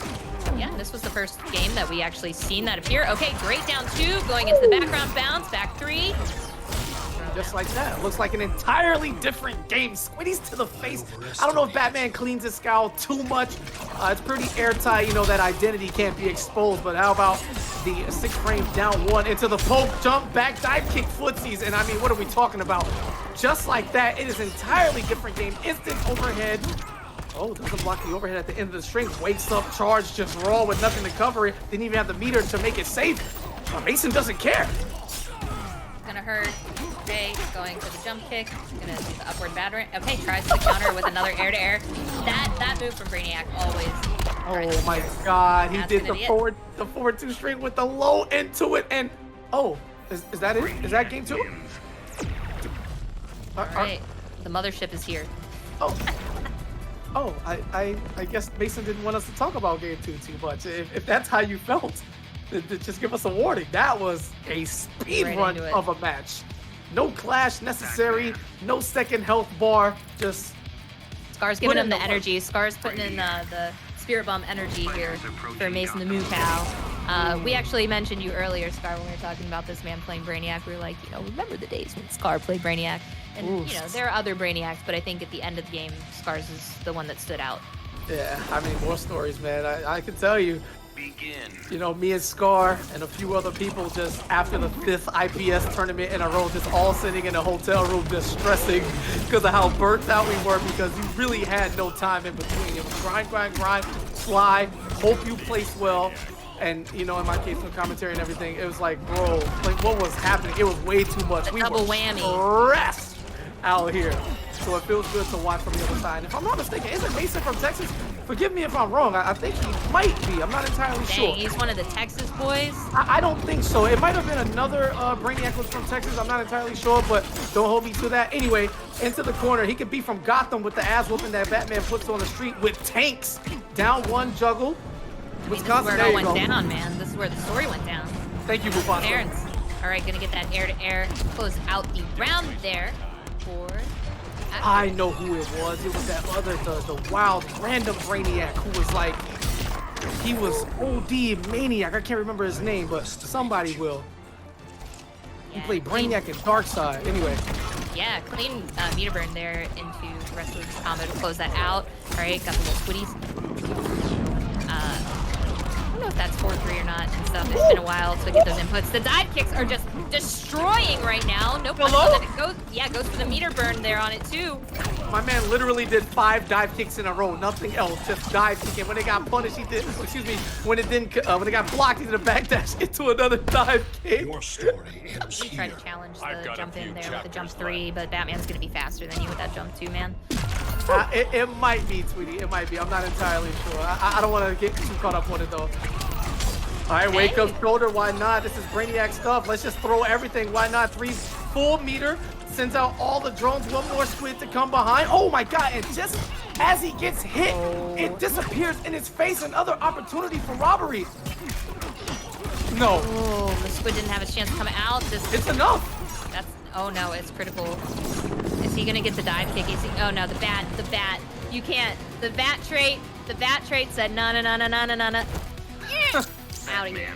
Oh, that was so anticlimactic to get hit by a mechanical bat during a backdash. It might have been an input error. I don't know. And those type of situations, man, you get tense, and even the greatest of players struggle sometimes holding it down. I would have loved to see him try to avoid the onslaught of projectiles that were coming his way, including those meter burn explosions that definitely would have tapped him as they can hit mid. It was close. He had no bar left for his trait to send any drones out. Basically a checkmate situation there for Batman, but again, we've seen stranger things happen, and we've seen much bigger chokes on bigger stages. Oh yeah, and Batman just defending his home turf there, Begin. But now, speaking of home turf, Brainiac's back in the ship. Double squids out. Yeah, hold Trying to on. go in with the dive. Yeah, I'm on to this game. Yeah, random stage selections. Yeah, sure thing, bud. We got Brainiac ship and then Gotham City stages. Okay. Ooh, Kryptonite punch. Does nothing for Brainiac except restand. Looking for the mix-up. Oh my God, the dirty stuff. I didn't see a cross-up indicator, but because it was so dirty, he had to pay the tax and drop the combo. In Paulo's vision, all right? Paulo giveth and Paulo taketh away, and it rings true until this day. Get those Paulo bucks out, all right? I think they still have back 1, back 1, 2, back 1, 2, back 1, 2 on it. You are dropping too much history bits. Shout out to the people who are at CEO 2013, the Paulo Bucks. I overestimated you. Ooh, Mason trying to embody Brainiac in his style. Overestimating Batman? I don't think you could do such thing. Nice mix up, keeping it plus 4-2. Head check, gets the same side, but it looked like a cross up. That jump too, man. Woo! Add that to the and they nerfed it, man. They nerfed it, but it's still got that privilege. The jump 2 privilege, but great meter burn, no conversion off that. Goes for a dive kick. I think he was just trying to keep it unclashable. Was worried about that clash. To submit, There's Mason clashing. I never quit. For Batman being one of the coolest characters ever, his "I never quit" is like one of the just lamest clash lines in the entirety of the game. It makes me upset. Ooh! And the clash system is something so unique about this game that I think is also another reason why people just love playing it. Ooh, but he keeps checking up those upward batarangs, and it's doing great wonders here for accurate. But this could still easily be... No! Mason got caught trying to escape out, and it's just seconds away from death if he cannot manage to get in the upward batarang. It's going to close it out. Accurate taking it 3-1 over Mason the Moo Cow, sending him home. Man, Mason, he definitely has some magic left in the tank, but both those matches at the end, killing himself, he jumped into an upward batarang that was already out and active already. You hate to see it end that way on anticlimactic notes, but if you're accurate, or you know what I'm saying, stay in your lane, son, you love to see that.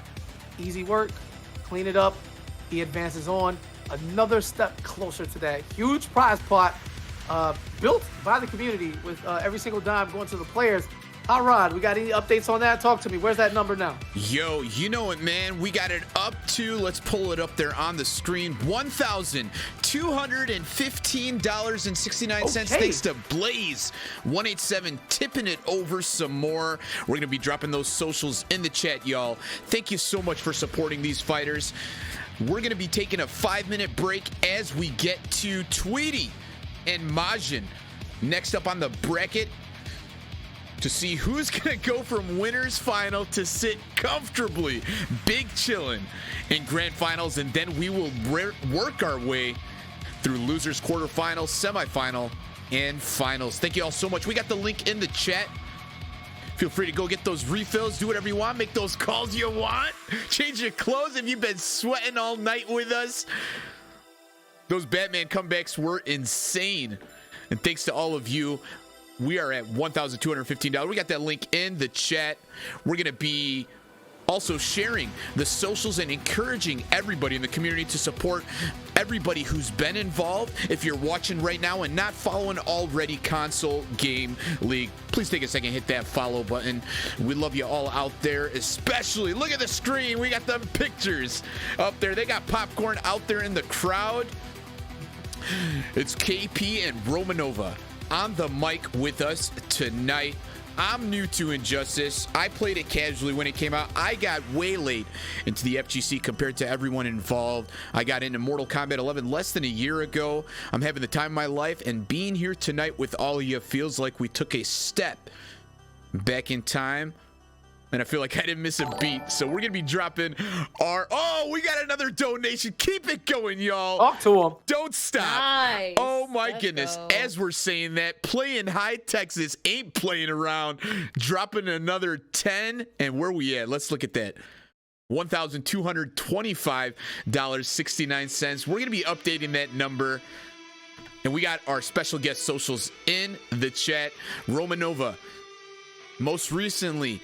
Along with KP, 2 different events in the Ukraine at the We Play Esports event. She's here with us tonight. No stranger to Injustice. No stranger to the FGC. Please shoot him a follow. She's on Twitter, Twitch. KP the same. KP also on YouTube. You won't be disappointed. And we are getting ready in just a few more minutes. Taking a little bit of a break to go into winners final, and then shortly after, if you want to check it out, !bracket. We're gonna stream as much as we can. If we feel like the night is going too long, I know it can't be going too long, we're only an hour in, but if we feel like it will, we'll have some of the fighters run it off stream. But it looks like we're doing great. We're making great time, great progress. So let's use these few minutes to give a shout out to all you out there in the crowd. We see every single one of you and can't thank you enough for being here, because without you we wouldn't be here. Twilin was eliminated yesterday. We see you out there in the crowd. Good to see you out here watching, cheering on the fighters, maybe side betting, who knows. Slick So Wavy out there. We've seen you playing both Injustice and all them Edinians. But Scarlet is not an Edinian. We're saying that live in front of 320 plus people. Try to sneak into an Edinian tournament playing Scarlet. They had to kick him out right away. Nomi out there in the chat. Sage Ken, Joker Jordan, Omar, Huang, Phoenix, Sleepy Hustle, Mason. Keep up the great work. This is double elimination, and those last 2 fights were the final losers round 1. So Nomi, GG's to you. Thank you so much for participating. You know we can't wait to see you back. Hopefully on the qualifiers and end of season tournaments coming back for Injustice 2. Mason the Mookout, GG's to you as well. That's going to put Stay in Your Lane, aka Accurate, up against Sounds Like Pause in losers quarterfinal. It's going to put Kampa up against Blood Cry, and Tweety and Majin Brian, aka Pothead Brian, coming up next. Let's give those shout outs. Keep going. Salisbury in the house. Mikasa, how you doing? Sleepy Hustle, all y'all out there, welcome to Injustice Television, thankfully launched and brought to us all by Console Gaming League. Love Nips, love the crew involved. We got another donation. You want to hear me scream all night? Let's pay these fighters an update. Let's look at that goal. $1,240.69. I see nobody touching that 69, and that's all right with us. That's cool. Just keep it going and growing. The fighters are all getting paid. Top 8, it's by percentage.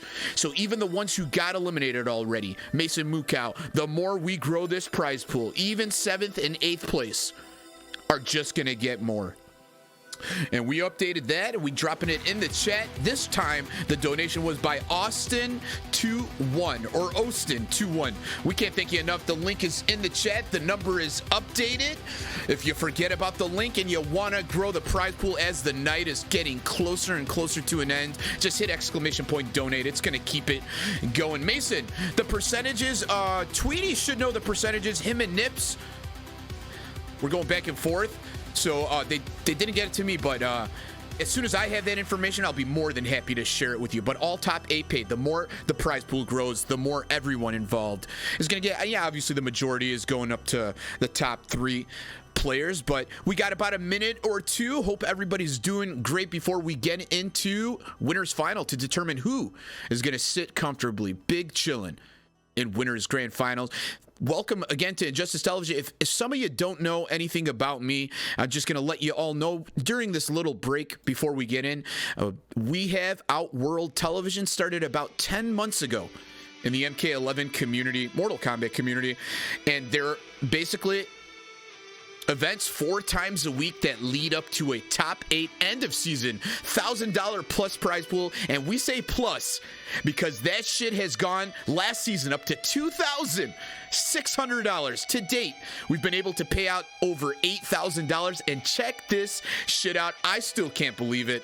This season, holy shit. Can we get a holy shit in the chat? Can everybody out there drop some holy shits before I announce what the fuck this season on Outworld Television? We only got about 2 weeks left before the end of season. We just want to see some holy shits in the chat before I let that information out the bag. Say it with me, y'all.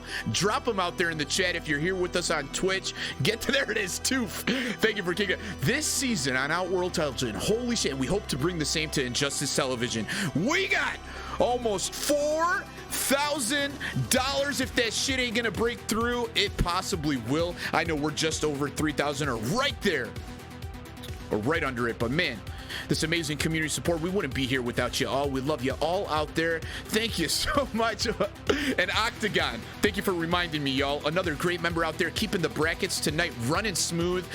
Listen, you don't see all the work that goes. You see the awesome casters, the commentators, KP, Romanova, Darth Arma, Mr. Aquaman, Octagon himself, Octavius DMV out there in the crowd, been running it tonight single-handedly, keeping it smooth, and please support him. If you, some of you might know him out there. If you don't, shoot him a follow. He's on Twitch, on Twitter, organizes events of his own, great streamer, great personality, great member of the FGC. Let's show him that love and support. Last night, he ran the brackets flawlessly with almost 100 entrants. And alongside Creaky X repping the Island Clan. So we love you all out there. Thank you again for the follow, Final Dreamer. All y'all for the follows. We love you. Look at that. Sagekin saying Octa's underrated. You're damn right. let's get him overrated. Not overrated, but let's get him more follows on his Twitch and Twitter. Oct, we love you, man. We can't thank you enough. I'm gonna work on getting your logo up here in between the next set. But if Romanova and KP are back and ready, let's go ahead and get winners final going. I just need to hear if they are, and we'll get that happening, y'all. Yo. Oh, there they are. Some water. Love it. I got some water. Yo, they're back. You know? They're 10-hour back. broadcast. No, we out here. I hope out not here. 10 hours. I got Oh, no, my not roommate's here. making ribeyes. Listen, I normally mute myself, You be sharing that. let you all do your thing, but I had to unmute myself when Roma cracked some joke about some toilet water. I just lost my shit. I had to we laugh good, with bro. I had to laugh Bro, I with was you. about to say you gave him a swirly. I didn't even get to drop the best part. All right, Mike's all my yours. Let me God, get these see? next two fighters in. Thank you. Please, because I don't know if we're talking about bathroom water or food. You know, you be tweeting those pictures and shit. Look good. So Yeah. let's keep it food. Fuck the bathroom water. You can leave Yeah. that shit over there. I don't think any. Which Injustice 2 character would consume bathroom water?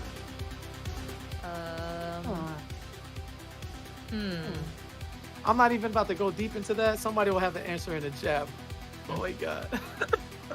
Bane drinks bath That's water. exactly Definitely. what I was gonna say. Exactly what I was gonna say. No Venom Bane, and I just, you know what? It's Wow, this is We so here. good. We might have. This bath water tastes delicious. it's the Venom backup. This bath water's Gotham's reckoning.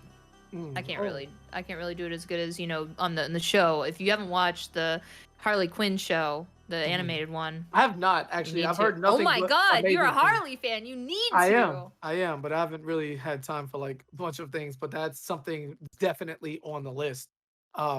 Just had to, you know, dust up on Injustice the past few days. Speaking of Injustice, keep it locked because after the tournament, there's still more Injustice 2 action to come. Ominous has actually put together a card of more Injustice 2 action, and you can catch more of the accurate there. Mason the Mookow's gonna be there. Some Canary action's gonna be there. Young K7. You have apparently Vero. Just have to turn in. There's like a 16-year-old Harley God that I definitely need to tune in and see, and a few other matches as well. So that's something to keep your eyes on. Keep it locked. Stay in the chat. And you'll get some more action even after this in the form of exhibitions. But right now we have the winners finals being set up. Majin Brian, Pothead Brian, make a choice, and Tweety. Man, both gentlemen, disgusting domination in their previous round, 3-0 sweeps across the board. Somebody has to take an L now, and there's no better spot in a tournament than sitting on the winner's side of grand finals. You have an entire set to give, an entire set to download, characters to play with. Everything is in your favor, and you will have earned it. So let's see how it goes. Oh, yeah, and we're gonna see the Atom again. Oh, and all likelihood. I mean, the money's on the line. And Starfire. Come Here on, she baby. is. You know, when the money's on the line, you know the Atom is showing up. 100%. And I'm interested to see how Tweety handles this. Tweety obviously very prepared in matchups usually, and just a complete encyclopedia in his brain on these kind of things, and it does this. I know Starfire does have options to deal with him in trait form. She has her little disco lights. She has the back 2, which didn't work in her favor that time. And even the jump back 3 could help, because Adam cannot block while he is actively in trait. The thing is, do you have anything that can connect with this entirely small body, but teleports right into the interactable on the startup? And wow, robbery right there. I think that should have connected, but Adam is a privileged character beyond belief, and the down 3 even goes under the Stardust. Yeah, I was gonna say low profiling that Stardust right there. Unfortunate for Tweety. Oh, got the jump 3 there, but gonna get the conversion off this back 3. No, yeah, background bounce. The jump 2 just giving you a taste of the boots. You know, Starfire doesn't know much of anything. She's a bit ditzy. But one thing she knows how to do well is win in Injustice 2 and play the space game. But Tweety of the Rushdown variety, staying on his ass, not letting him escape. No interactable, no trade. Oh, very ambiguous. Nice blocks from Majin Brian. And Tweety keeping it safe, doing it again. Trait mode, just everything working out right now. I'd like to see Tweety. one thing Tweety did really well too is calling out the Adam's trade, going into air as well, getting it with the jump and winning it. But keeping it safe again, going into the corner. The jump threes just keep winning, even though it's just little damage. It's little damage over time, so we'll take that. And what a beautiful Temporadian charge. Perfect call out there for Tweety, catching the startup of the character power, nothing doing. And now the Atom fighting from behind. Rushing down Starfire is not something that works well for anybody, especially when she has to hit you with one projectile, maybe two to close it out. There you go, there's the one, and then... There's still, there's still a half straight left, but that's gonna close it out right there. Tweety, game one. This is a bad game. Look, it's just so beautifully, just everything. I wish the game was still like supported in a way where we could see skins from the game or from the movie or oh my god, everything except for what it is, the TV show series Titans. I want to see them. It's Anna Diop. Her Starfire is great. If you haven't checked that show out, don't believe anything negative you've heard about it. It is actually great. I will vouch for it. Well, you know, I take my own opinions, right? We've all watched a little movie called Mortal Kombat recently, and if you want to talk opinions, there's definitely more than enough to discourage you from watching or playing, well, anything. Luckily, as like an adult man, I'm way beyond that, and if I decide I want to check it out, I'm checking it out regardless. So thank you for the recommendation. Definitely put that on the back burner. But the Harley stuff would have to come first. All right. Joker's playground. Get into game two. And although Joker, call it what it was, complete waste of a character slot in this game, he did give us this fantastic map. I love it thoroughly. There's the the meter burn on the startup for the launch and 400 damage. Bro, there was a bug I'll never forget, and I won't waste too much time with this, where that carousel right there was in the middle of the screen when we were testing this game. It was in the middle of the screen, dead bodies just swinging around you in the middle of the screen. Scariest thing I've ever seen. Hello, you should definitely tell these stories. These are the only ones that you could have. None of us had that job, so you know things that we don't. It's wonderful. I'm glad the dead bodies are just on the side right now. You know, we don't we don't need that kind of horror in the middle of it. But Tweety, speaking of horror, there is some scary stuff going on the screen with Tweety Starfire. And a beautiful whiff punish. They are just out of range. We don't care about your little guns, your little science rays. Keep all of that. Here's an opportunity. Looking for the jump back three, but didn't do the long version. Just did it straight. It wasn't quite enough. Gets the whiff, aware that the second part of that string, what's it called? The little jump where he goes in your ear, whatever. It's a high. And Tweety ducked it, got the punish right on cue. That's where that knowledge is going to come into play, KP. Like, Tweety is just so well versed in it. Trying to call out and hit Adam out of that trait as much as possible. Keeping it safe there with the trait from Starfire as well. Okay, the Tamarinian charge completely misses, but gets it out of the way. And the beauty of those down ones into the hair flip, that is a airtight frame trap. You're not interrupting that. So you do down one for hair flip amplified, that leaves her around -2. She has a 6 frame down one. You have to be on point. You're gonna get challenged again into another hair flip, which she can then cancel into her trait. That is a lot of chip damage. And the delay on the meter burn, Injustice bringing out that mechanic, something new and innovative, saying, hey, we'll give you the opportunity to spin the meter if you want it, and that wait time in itself is a mix-up. Tweety trying to close this out, was not able to get the Stardust there. Making use of this trait though, critical condition right now. The Tamarinian charge is not hit. No! Finds a way to escape. He's gonna have one more opportunity here to steal it. Goes for the connection and the Tamarinian charge to stay off the ground. The perfect read. Man, it's really, really lucky that he did not go for another meter burn shot. I don't remember if he had the meter to do so in order for the capture, but even still, we saw Tweety go for that Tamarinian charge to close things out a lot of time, and that takes us back to one of the better counter reads at IPS Finals when Scar did the meter burn breath with Supergirl catching him in his tracks. We could have saw a repeat performance there, but it worked out in Starfire's favor. Tweety up 2-0. Tough path to get the top 8 with a lot of drama, but tonight, pure business mode, and Tweety's experience and championship level gameplay is coming through, bleeding through the screen.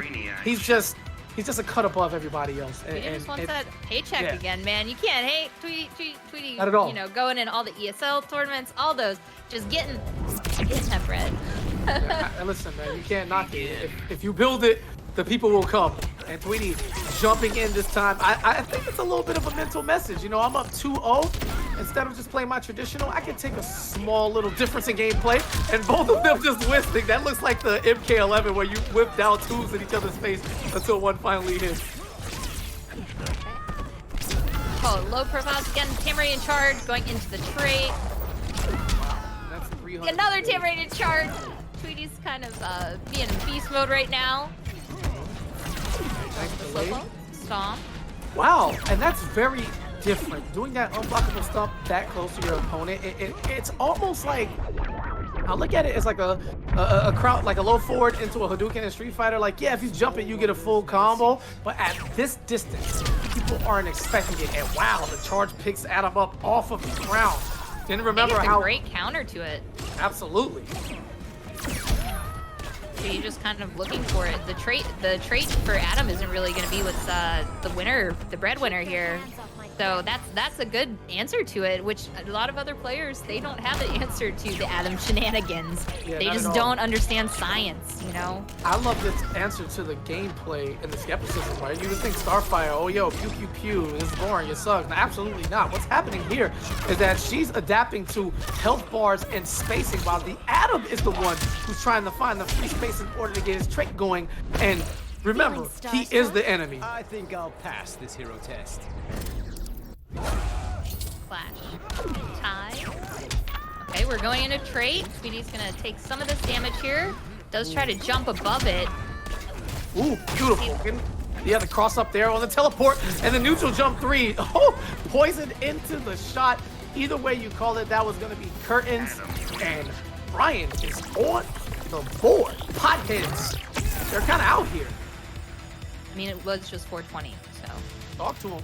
Yeah. Still living in it. Yeah, it's still their time. That's how they feel. April isn't over just yet. Why not? Get a little extendo, extend your tournament life. Don't go down just yet. And 2-1 in favor of Tweety. Yeah, Brian, one thing too that I think was tripping, you know, Tweety up a lot that time was a lot of those teleports. Like Tweety just was kind of looking more for the trait, I think. And, you know, Brian started just kind of using these like, Oh. Did I lose her? Begin.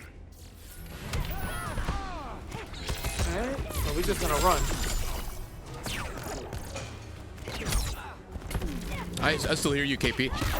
Alright, cool. Hopefully, yeah, I think I lost her, but if not, hopefully we're not talking over each other. Alright, down 2 on the block, back 2, forward 2. All of the things, easy punish now on that meter burn teleport, doesn't want anything to do with it. And when you look at it, right, damage value for zoners, pretty important. You can get 262 on a projectile into amplified, or if you get 300 plus on a full combo, you'd love to see it. But the one thing that separates the Injustice series from the Mortal Kombat is the pokes leading into full combos. Now, whether or not you're a fan of it, you know it's a different philosophy, but it certainly works out for the Adam here. And Majin Brian working his magic to the corner, gets the beating timing to beat up that charge, and full damage into an easy comeback. And the forward 3 didn't spend the meter on it. Not sure if Tweety was gonna let him get away with it, but no, I woke up and got punished. I don't care. I will wake up again. What would Professor Palmer do? Slowing it down, going up top. I lost power. Yeah, it's all good. Welcome back, baby. Take your time. Be safe. Take care of yourself. Oh my God, and that was a very unfortunate jump one, but again, one thing that is a good common thing around all Earth titles are the hitboxes. We will let them rock on a 3D plane as they do, and we get our transition on the Batmobile. Fire doesn't need this. All right, Flying Variety's gonna send her at speeds that she hadn't quite gained before in this game. Going up top. Free trade back 3, and wow, the bounce off the armor gave him an opportunity to avoid the hitbox on the launch. Tweety lives to fight another day here. Big time. That was just lucky. Call it that, but the jump 3 raw is gonna catch the ponytail. All right, you can be on fire all you want to. That fire seemingly has a hurt box, and Majin Brian bringing it back from the depths of defeat. 2-2, high drama. We want it all. winner's side of Grand Finals only has one spot available and is going to go down to a Game 5. Starfire. Adam.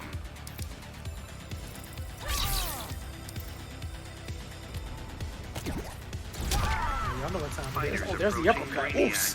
We got a battle in the character select screen to let you know, look, I ain't here to play no games. Yeah, you already know my name. And we're going to leave it as we get into Game 5. Your bets, place your words in the chat forever immortalized. You know people saw it, whoever you're riding with, and we're trading projectiles early on. Nice duck, gets the punish.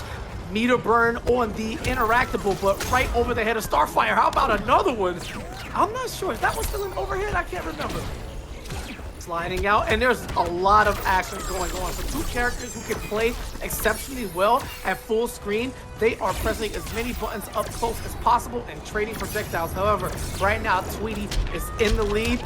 Can't escape the trait, gonna get carried to the corner. Air escape, I love it to get out in time, spins the bar. This is so smart from Tweety, and this should be enough to steal the life bar, but let's check the scaling. All right, right up top. Hey, wait, imagine standing up from a transition and getting popped in the face with a high projectile. Tweety closing in on that grand final spot. He can smell it. All right, the stars are aligning, and Brian is playing a bit more conservative now. Here's the trait. Does not get the recognition in the ponytail, which caused Tweety to get hit and lose the last game, is able to fortunately knock Brian out of trait this go around. Pop, stars, teleports, everything. Down one, checks, and the super in between. Okay, this is only gonna steal the first life bar, but is a sign of life from Majin Brian going up top. Bringing him back down. I'm making this up as I go. Yes, you are making this up as you go, but the back two from Tweety, what a fantastic call out. And Brian cannot serve another mistake. Overhead to follow up, push block, and time is running out. No meter, no clash, no health, no mechanics. Brainiac needs to get off the chair to save Brian for now. Here's the break escape, excuse me, the break escape. Air escape, I'll put breakaway and air escape together, and Tweety did that knowing that the clock was running out on the trait to get the punish on the recall, and that is curtains. What a follow through, a turnaround, and a clutch performance from Tweety. I mean, again, it's not the gameplay. Majin Brian is absolute god. It's just the experience shining through there. That was all Tweety, all experience. He knows how to stay poised in these high pressure situations, and you can just add that to the legacy, honestly. Because I like to celebrate people while they're here. Tweety has consistently been one of the absolute greats once he got to that point. And time again throughout all the games, continues to give us these performances, man. It shouldn't even come as a surprise to you at this time. It really shouldn't. And Brian's just the latest victim there of a closeout. Fantastic stuff, Tweety and Starfire moving on to the grand finals on the winner's side. But Majin Brian is not done yet. He's going to be awaiting in the losers finals. And during the break, we had some of the quarterfinals played off stream. So whatever happened there happened. And we'll get the quarterfinals. All right. Oh, excuse me. Losers semifinals, or did we play them? Hot Rod, let me know. How did we end up doing that? Oh, we are good. We are still going right into Blood Crying Compa coming up next. Losers quarterfinal. Everybody waiting. Oh, we're running them all. Yeah, Let's go. As long as we got time. If you're good at it, we got time. Okay, cool. We got time. We got an update from Romanova. She said she's in her kitchen. Rain has slowed down, but the power is still not back up. That's okay. We got this. That's okay. Yeah, we do this. Take your time. Be safe out there, Romanova. No problem. I'll try to join KP. I'll get you some O's and some cheerleading alongside you in the matches. Listen, man. I'm gonna need you to carry this for sure. You aren't a good commentator if you can't do solo commentary. It calls for it. Production things happen. This is an act of God right now. All right. Yeah. We actually couldn't do anything about it. So hopefully she's good. Yeah. All right. She's communicating, so we're not worried. She'll get back in time. Don't worry. We got a lot of matches to go. So let's run this shit. Let's go, Hot Rod. What you want to do? That's right. Let's give an update on the prize pool first to everybody tuning in out there. We can't thank you enough. We're gonna hopefully have Romanova back before the event is over. If not, no worries. She'll be back. Yeah, she'll be back. There you go. Tonight's goal, $1,240.69. 62% of the goal. Can we hit it before the end of the night? We're not sure, but we're going to sure as hell try. Every single dollar, every penny goes to the fighters tonight. We got the links in the chat. Anybody looking to do the same, big thank you already to Austin21, Playing High Texas, Blaze 187, Want for Nothing, and everybody else who, Cerviche donated the $68 yesterday. We love you all. Can't thank you enough. Yeah, man. This amazing community support. We wouldn't be here without you all. So many people involved. Big thanks to every single one of you, especially our commentators tonight. We got them pictures up again. KP! We're going to be all good, bro. We chilling, man. At this point, you know, job's a job, man. It is what it is, and we're going to keep it going. That's it. All right? So don't even worry about it, man. Just shout out to all the fighters, everybody who entered, anybody who donated, man. We appreciate it, because no matter what the game is, as long as one person is playing it, it's alive. All right? Just don't be, you know, convinced by anything. If you enjoy something, fuck it, you know, rock it out. So because of that, the people who continue playing, we're getting these fire matches throughout the entirety of the tournament, and here once again the top 8. So it's all love. Let's go. Let's get these invites out to the next two fighters. Coming up next, Blood Cry and Kappa. We're going to excuse the orange, it's just an orange backdrop in Romanova's placeholder. We'll update that. If she's not back in time, I'll put myself up there alongside Katana Prime. But let's go ahead. Kappa, your invite she's going had a out lot first. of hair colors. She's had a lot of hair colors over the years, so we'll just assume this is a new color, or she's Android 18, so like she's switched up her look. She's fine. All right, so let's get it. It's time. Tell us about Kappa and Blood Cry from what you know, KP. Oh, what do I need to tell you, bro? Kappa is the people's Batman. That is, if you give yourself a title and you see it through by putting on great performances and doing cool shit in your matches, then the people have no choice but to accept it. So we'll do that, man. And Blood Cry, again, we didn't get to see too much, right? Because these players got they got rocked, right? And Winner's Top 8. Oh, excuse me. So here's another opportunity to keep it going. It's not to take away anything they did in the bracket up until this point, right? You still had to win all those matches to get here, because a lot of times we'll see somebody get a top 8, right? And they go 0-2 and get 5th or whatever have you, right? And people forget the path to get there in the first place. So everybody here is deserving. They're fire talents, and their story's not over, all right? This is why we play the game. We just saw Tweety almost throw away a 2-0 lead, you know? So if it can happen there, who knows what's going to happen here? And these are two players who should know these matchups in and out, and they have been playing. So it's going to be a wonderful treat. I think we may actually get another Game 5 here. I hope so, anyway. We'd love to hear it. We got the invite out already to Blood Cry.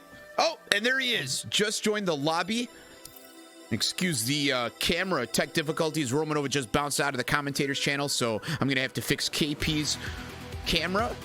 But let's go ahead and get his opponent in. It's Kappa. Yeah, it's all love, man. Do what you got to do.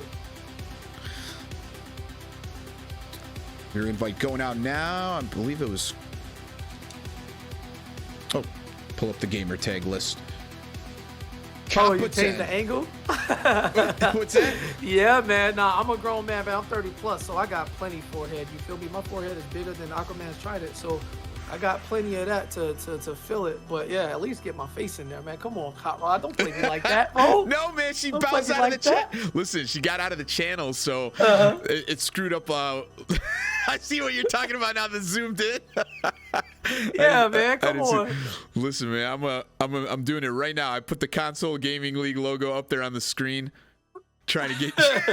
Let's go to the fight screen.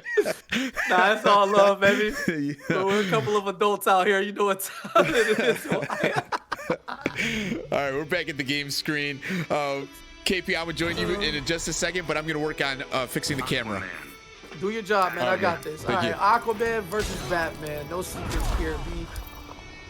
Batman, Batman rules everything, right? Kind of, with an iron fist. In the shadows, he does this thing, but Aquaman rules the ocean, bro. That's like 2/3 of the world. So could Batman really think he could control Arthur Curry? There's no way. Absolutely not. So In video games, though, anything is possible. And damn, man, Aquaman's model was sick. However, do y'all remember before the game came out, when that first Aquaman screenshot came out, people were like, what the fuck is these graphics? Yo, this is ass. Hilarious. Anyway, oh, okay, we're gonna throw a patient or two, no big deal. Two-Face in the back watching. One of the earliest characters people wish would be in the game. Riddler for Injustice 3, please. It's all I wanted since Injustice 1 was announced.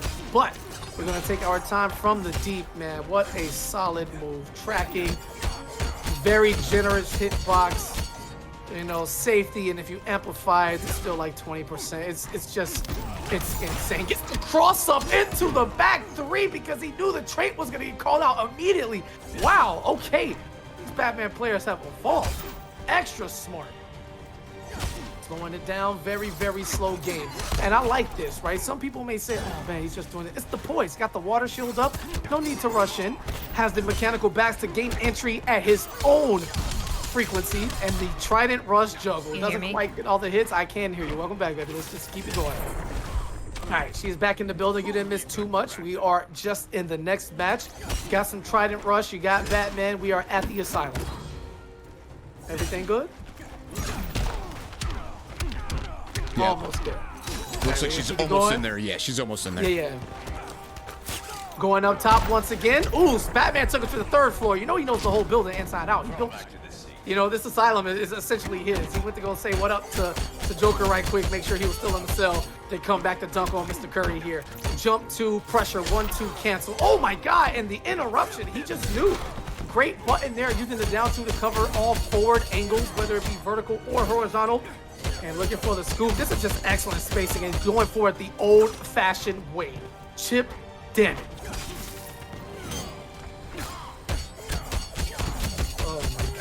One of the most demoralizing things you can deal with in like all of fighting games, but you know what it is? Water shield cancel into the throw. Telekinetic, get back. Let me go talk to my... What would you call like your fish animal, right? Because Aquaman can't say the N-word regardless of Akio's tier list, so he need a word for his fish homies. Anyway, 1-0 in favor of Blood Cry, and we're gonna keep it going. All right, that was pretty clean. I've never seen Batman get Aquaman. handled. Batman. You feel me? Handled.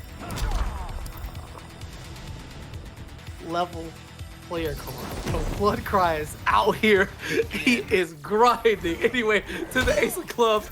Got a couple of unsavory characters sitting in the background ready to get tossed. Go for the water shield. Not dealing with the mechanical bats with the whole string, but no whiff punish there. Tried to get a very greedy jump 2 in that situation. Nice double jump back to avoid the interactable. And man, I've never seen Batman so challenged, right? He has to take his time. He has to respect Aquaman and the punish because the trait came out before the launch. That entire string is not safe. But the wake up slide, oh, this is real Batman hours now. Both of these guys facing elimination, so they are pulling out all the stops. Chip, chip, chip, chip, chip, chip, chip. And woo, even though it's very healthy, nothing like the damage he did in Injustice 1. Pray to follow. Y'all didn't have to deal with that. Okay, jumps in. More damage while the trait is active, even on block. Oh, and the glide into the elbow. Gets the pop, spins a little bar, and yeah, meaty down 1 into the Trident Rush. Easy closeout. Didn't matter if he blocked it. On the deep. Can't do anything from that distance. Barrels. Okay, not the best trade in the world, but again, Batman always wants to have just one bat active, so I can see him getting rid of it early on. More chip damage, and Compa is just struggling to get in. A little too close to go for the release bat combo pickup in that situation. And again, try to toss at the end. This is just a game of spacing. And with Aquaman, spacing begins at 3/4 of the screen. Not your traditional footsie character. He plays it everywhere. Very, very huge strength. And again, the privilege button, up battering, meter burn, covers the dash in, covers the walk up, covers the jump. Compa, signs of life.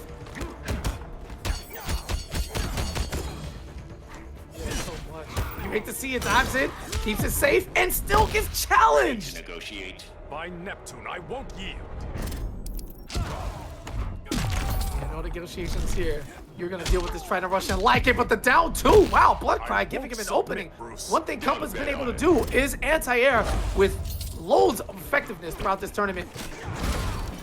But not when an interactable is handy. Changing that jump art, getting some extra damage. Nice slide. God, this is so, yeah, this is such a test. He lets him from the deep. He is so conditioned right now to just wait. And chip damage galore. There's a not. Compa cannot take another one of these. Gonna build the bar on that hit, and this is it. One more touch and the Trident Rush, and that's Curtains. Doesn't even need it. Down to Bloodcry. Closing the gates to Atlantis. Bruce Wayne is not welcome here. Up 2-0. Wow. And we got word from Romanova. She said it came back for a minute, then it went back out. Could be the network just resetting itself. Hopefully she'll be back soon. Okay. Yeah, it's all good. Thank you for the updates. Right now, much of the same is happening. Compa is just struggling to get a foot in, and now he has this Batman mask, which automatically drops all your skills as a player 20 points because it's hideous. I hate this mask. It makes me mad. Do you see that? Look, Hot Rod. Look at this mask. How do you feel about that? How do you answer? I don't know, man. What was that? It looked like a... I'm with you, man. Exactly. You don't even have to think about it. Shit's so ugly. Anyway, let's go with it. Damn. Yeah.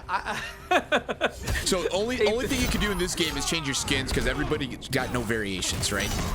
In competitive mode.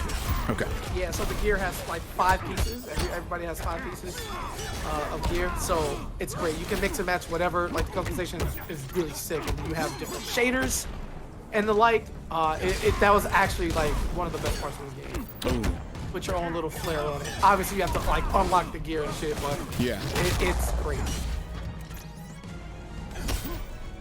And from the deep, I mean, listen, man, we have one, 2 or 3 sentence conversation about the gear, and Bloodcry has already depleted Compa's life bar. This just looks like a lesson in the matchup. Struggling with Batman and an Aquaman player? Watch the Bloodcry highlights. So Compa is down, looking for a reversal, possible reversal 3-0 here. Bloodcry 1 round away from ending this.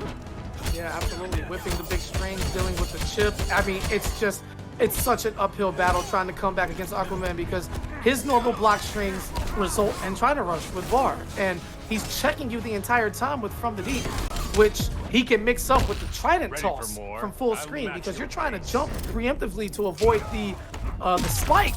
And then you just jump into the toss, which also sends you back full screen. So it's just, Aquaman's very, very hard to deal with and to get in. And chip damage being a thing and just a 2, like it's something you've got to deal with.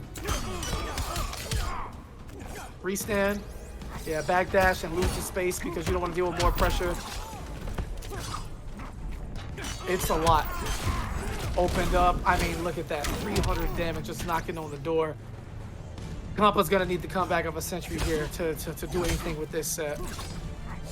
Like, even if he doesn't get hit with any of this, like, all of this, it just adds up. Next block string's gonna go to try to rush, meter burn it, then he has another bar now. It's too much. And that is Curtain. That was an absolute clinic. It was just, wow. It's less Compa not being capable and Bloodcry just being extremely efficient in the matchup. I don't think I would bet on any Batman player against what I just saw.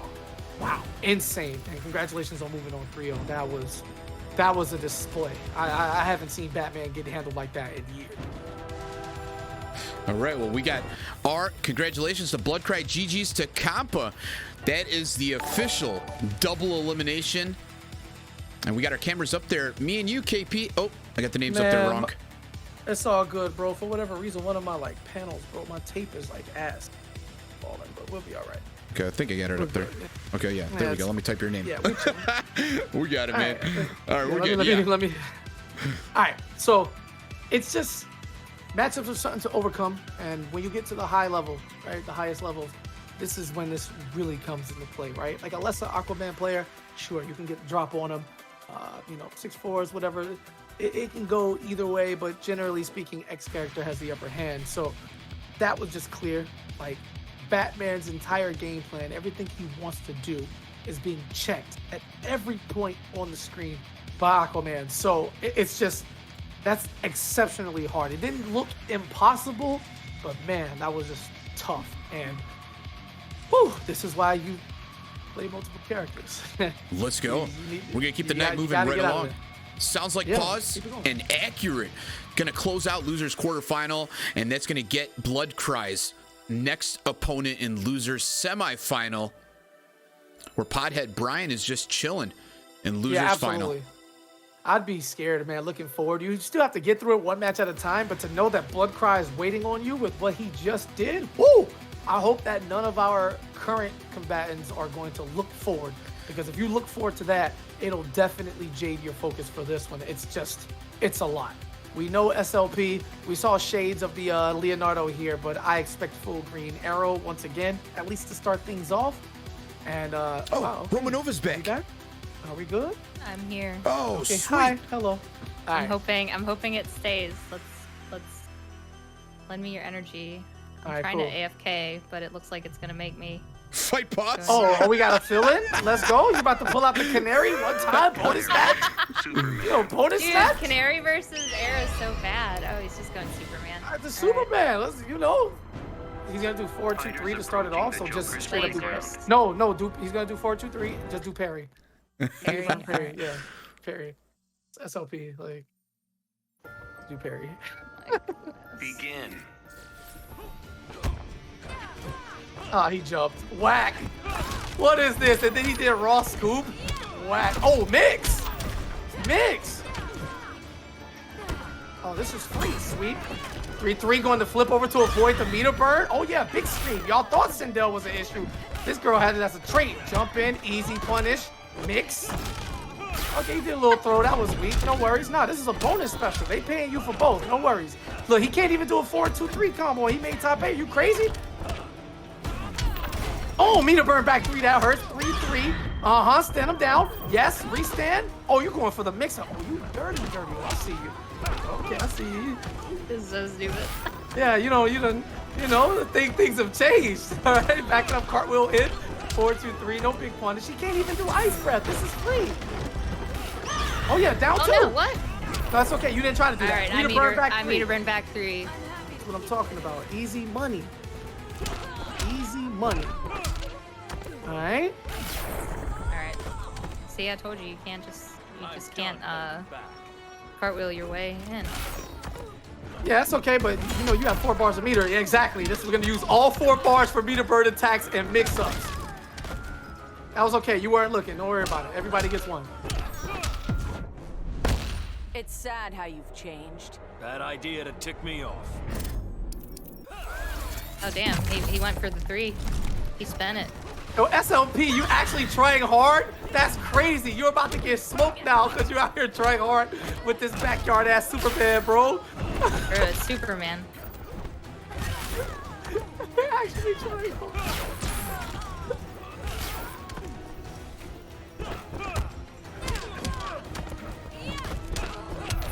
I'm dead. It's okay. That's okay. No, you had to because we didn't, that was intentional. You did it on purpose. And she wins her here even longer. That's true. Oh, yeah. That's what I was thinking of. That's what I was thinking. I definitely, I threw that. It's definitely, that's exactly what happened. We don't even need to talk about it. Real ones know what happened. Anyway, let's get into it. Accuracy in the chat. All right, SLP's coming up. And SLP, man, I don't know. It might be the best Superman I've ever seen. It's been a long time. Best Superman 2021 at least, for sure. For sure. Does it let you go AFK, or does Pause have to leave? No. Wait, what? Why? Oh yeah. I didn't win. Why did it? Oh, I do have to leave. Yeah. Okay. Yeah. Hold All on. Right. I'll just close the game. Reinvite me. Yeah. Okay. You Gotcha. have to close the game. Just exit. Oh no. Wait. Is it gonna break closed the whole hill? All right. We'll figure it out. Whatever. We'll figure it out. Sorry, guys. We'll figure it That out. was unfortunate to join. I thought it would let me AFK right away. Normally it does. Okay. It didn't break the lobby, so we're fine. It didn't break the lobby. And I think it's because you got in before Accurate did, but it's all good. My Canary was actually good at one point. I will have it be known for Canary not being top tier. Here's the thing, right? Because we knew you had to lose there, the only health bar that mattered was the first one, and you won that. So the way I feel, whatever SLP gets should just get his place in the tournament clearly, and then yeah, we'll do that. So it's done. Dr. Fate. All right, so we'll run this. Dr. Fate. Oh, that gear is so sick. Oh my God. Hot Rod, if you can share your screen with the game going on, I can probably commentate through there since it won't let me see on here. If you guys have it. I don't mind doing it. Last time I did it, it ended up dropping frames on the stream. Oh yeah, but I'll try it for you. Don't worry about it. You can commentate this one, and I'll just be there for the next. No problem. All right, let's rock and Well, roll. you didn't miss much. SLP started with a hurricane bow, just raw in the neutral, and I'm not sure if anybody wants to do that, but the Ankh dropped into the meter burn orb straight early, so much damage, and we saw Tweety handle SLP in this same exact matchup. You can expect more of the same from Accurate as he tries to get SLP to stay in his lane as well. Let's go. What do you think about this matchup with Green Arrow? Disgusting. Oh. It's really bad. That's a perfect for the first health bar, by the way. I think he got chipped off a 1% arrow, but we don't count those. That's a hood flawless, or whatever hood, you know, Dr. Fate is from. Let's go. Yeah, he can rep that. Could you say that SLP can't escape his fate this tournament? Oh my God. She does that. It's okay. And she's consistent, at least. She's been doing that since I've known her. But yes, he cannot escape his fate. Unfortunately, there's the forward dash to come up close. Oh, and he's gonna get the health back. A bit scummy. I don't think that was intentional, but you know, in this situation, it really doesn't matter. It takes some time to load up the arrow, and as quick as this match started, it is about to be over. However, an opportunity. Here's an ice arrow, but not enough hits advantage to get a continuation on the combo. Back two to catch him out of his tracks. SLP has to clash, and it's just, it's troublesome. Spends the bar, only allows him to get 15% back, and back to the QQ. All right, point at him, let him know who's going home. Him right there, sir. Who's not gonna advance further in this bracket? Him. You see the point? Dr. Fate just telling you what is going to happen before you even know it with that down forward one. It's just disgusting. Jumps in, jump 3, forward 2. Hurricane Bow wake up out of desperation because he had no choice. And game 1 goes to Accurate. Pretty easy work. This matchup seems almost like you shouldn't play it.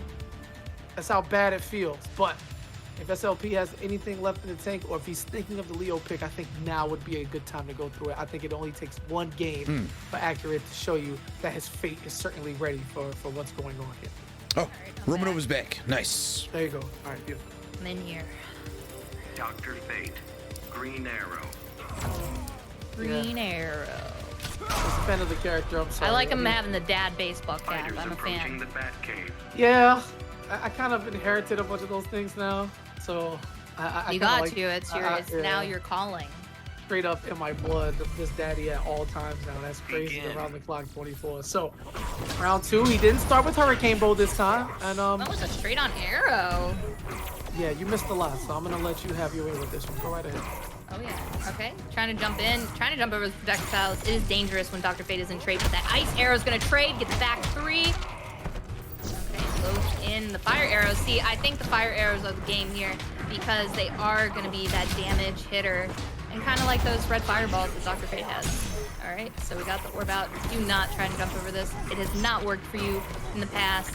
This man has been fighting back-to-back Dr. Fate. You gotta kind of have some empathy for SLP right now. I do. It certainly hurts watching it. Oh my God, it's just, that's such a utility thing. Being able to halt the orb with a meter burn is so broken. That's so cheap. You thought you were gonna jump over it. I don't think so. I'm gonna pause it. You're gonna jump right into it. You're gonna get launched enough for a follow-up combo. But I mean, here we go. SLP's found an opening. Welcome to the combo city. You know, I learned that B&B right there in the corner from Costner. All right, tries to go for the ice arrow. Goes for the jump in 3. Ooh. The jump-ins are working here, but the Hurricane Bow gonna go for the forward 3. Definitely don't want to do a transition here. This is one of the lowest ones too, damage-wise, is the Batcave. Absolutely. And you want to keep this corner pressure. Again, you want to shorten the stage as much as possible because Fate gets away and it's just curtains. You know you lost. Ooh, overhead. Dome shots. It's a little chilly on the inside. Going into nothing there. Didn't think he was going to get the combo from the up arrow in the corner. Nice interruption. A bit late, so he got a juggle instead of a clean knockdown on the ground.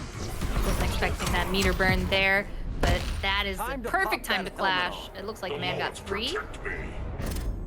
No, 2. Almost 3. So that 2 sticks, that's going to be the lifesaver, KP.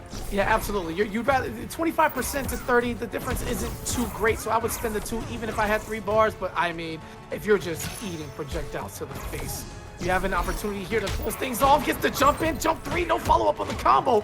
Here's a mix-up opportunity. No, instead he goes to load up the ice. Gonna need one more. Oh, and I like the idea, but he wasn't close enough where the projectile would still be a high. He got tapped right into the baseball hat. And that ice arrow would have been the one, and it was gonna hit. Would have given him that nice corner pressure, nice setup there. Load another arrow in. Not today. Not today. He's going Leo. Yeah, another thought banished to the Shadow Realm as Dr. Fate cleanses the scene of all. No, actually, no, Fate. I don't like that. We love a degenerate. You gotta keep those around. I'll have you know, Oliver Queen, not a thought. Very, very dedicated to Miss Dinah Lance over there. I mean, I guess so, depending on the form of media you consume of him. Yeah, that's true. It could have been his older. Could have been a bit of a playboy. Premarital philanthropist, millionaire playboy, you know? If only, man. I don't even need all of that. Just give me the billionaire part. But Leonardo coming through, who has friends, right? It's the greatest thing of them all. He has friends in low places. He can call assists, and they make things happen. That Leonardo just leadership build. Beautiful normal here with that back one. Big sword into the shell drop. Gonna drop him down, 300 damage, staying on top of things. Oh, well, that was a missed input. Yeah, that tends to happen with Dr. Fate players. And one of the things, too, remember when the Turtles released, everyone had no idea what to do against the shell drop as well. People were getting just crossed up left and right in the corner. You're seeing a lot of mix here right now. This is really good positioning for SLP, and he's going to close out that round. Yeah, right on cue. Perfect positioning as we get a little dance session on You Got Served Part 3. And then the Ralph assist, just throwing those size, stopping you in your track. They are highs, but you do have to respect them because they have a lot of juggle properties for easy follow-up. He can either get like his little Kano ball shell, and then Donatello with the launcher, unfortunately jumping in on Dr. Fate. No, that is not a thing ever. That back two, one of, if not the single best button anti-air in the game. It is phenomenal. Yeah, great anti-air, pretty freaking fast as well. Like, you gotta be looking for it. Woo! That was great counter there, but we're gonna go into Clash. You know the beautiful part about this, when you look at the gameplay between both characters SLP has used, he has been able to actually keep accurate in the corner and control the space, and Leo just has better tools to play that state of, like, it's insane. He has the shell to go over the projectiles if they get stopped. He has back one to check the distance. He has the assist to make his entryway safe, mix-ups, everything. So a much better pick. I would have liked to have seen it earlier, but you know what they say about those people who like have loyalty issues. They don't get enough. Yeah. I like too that it seems he's using not only the shell to go in, but he also knew that, you know, Accurate's probably looking for it, so he used the meter burn dash as well, the meter burn roll. Running out of time now, tries to swing on the interactable. He gets lucky, that doesn't connect. I thought he was gonna punish it. The cross up from the shell drop, tossing him into the corner. He's gonna mix one more shell drop. Yeah, he's gonna push block that. Oh, and I like the idea. He tried to get the shell in between the third projectile, but that was the wrong answer. It put him closer in position. The jump may have beat it clean, but SLP is gonna come up too little, too late. He was most certainly gonna bet it all on one shell drop mix-up. That was that, but a perfectly timed push block to avoid said mix-up from Accurate, and another 3-0 to the hands of Dr. Fate. SLP played phenomenally throughout, but matchups are matchups, man, and you gotta hold that. It's just, again, it's like unfortunate. It was 2 Dr. Fate players in a row, which is not a great matchup for Green Arrow, let alone, you know, he definitely did better with the Turtles, but couldn't quite clutch it there at the end. And that third hit of the projectile from Dr. Fate, that sealed his fate. And that's not even a good pun, but it literally sealed his fate. So I just have to. Okay. If nobody says anything, we let it rock. All right, it's all the good. Vengeance of Horus. There you go. Be you. Let it rock. I'm gonna let you rock. Again, that's seemingly the theme of the night. Matchups, right? Outside of Tweety and March Brian, we've seen matchups that pretty much have a clear player in control, and just more of the same. They know everybody's showing up with an arsenal of characters that puts them in the better position. Those people who are winning, at the very least. And while SOP is done, Accurate's journey is going to continue. I think that sets him up. All right, he's going to be going up against Bloodcry, and I mean, whew. We saw that Aquaman last round. I was shook.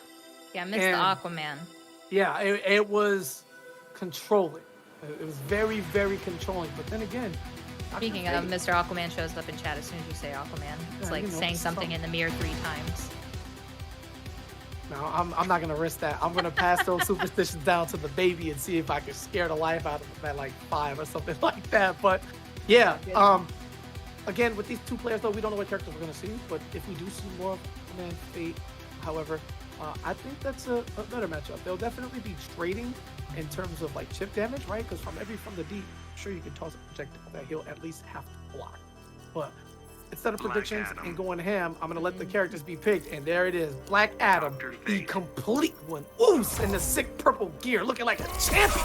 I do like this purple gear. Of royalty. Fan. That's my favorite color right approaching there. The Joker's playground. Dr. Fate is coming with the ill nth metal, or the Electrum, excuse me. Let me get my shaders right. It's been a long time. And okay, back to the Joker's playground.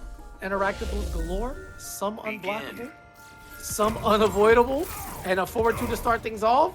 Test them with the jazz hands, and yeah, let's do it. Let's play the full screen game. Why not? It's gonna be trying to catch him with that low lightning as well, and then getting the lightning bolts. That's gonna be kind of the game here. It's gonna be a little bit of a zoning war until at least Black Adam can get in.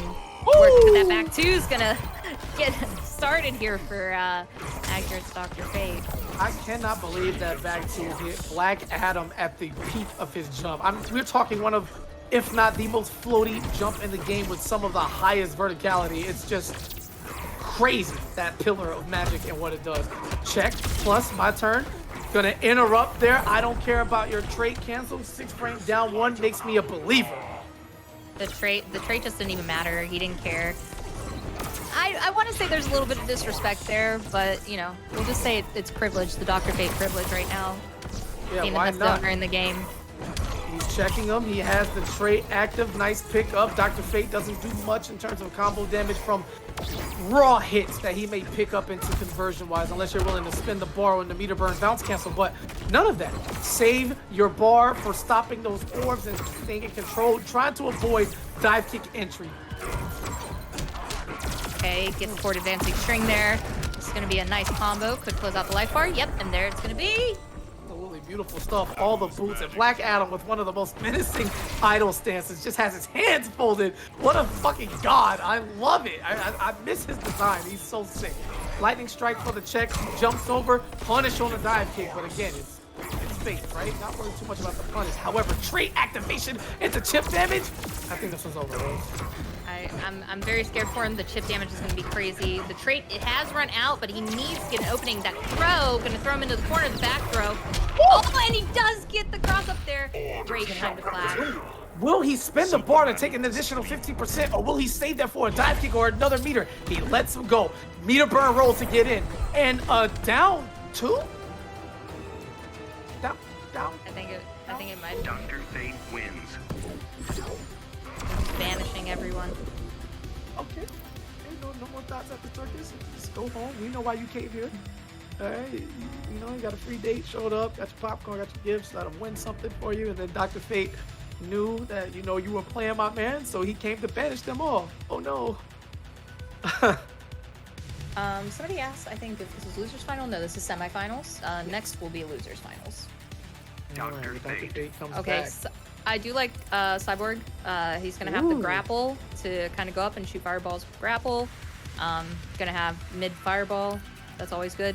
Oh, Aquaman. no, we are going Aquaman. Never mind. I thought we were getting some Cyborg. I thought I we know, were getting man. some What are Victor, you- man. What are you doing, man? Yo, hey, Paulo, Teasing man. us. Snyder cut drop, bro. We got a buff Cyborg. We need that, all right? More buffs. Cyborg needs to be top 5 now, all right? They fixed it, all right? It was fixed. Begin. Nice check. And this is the matchup I thought we'd see.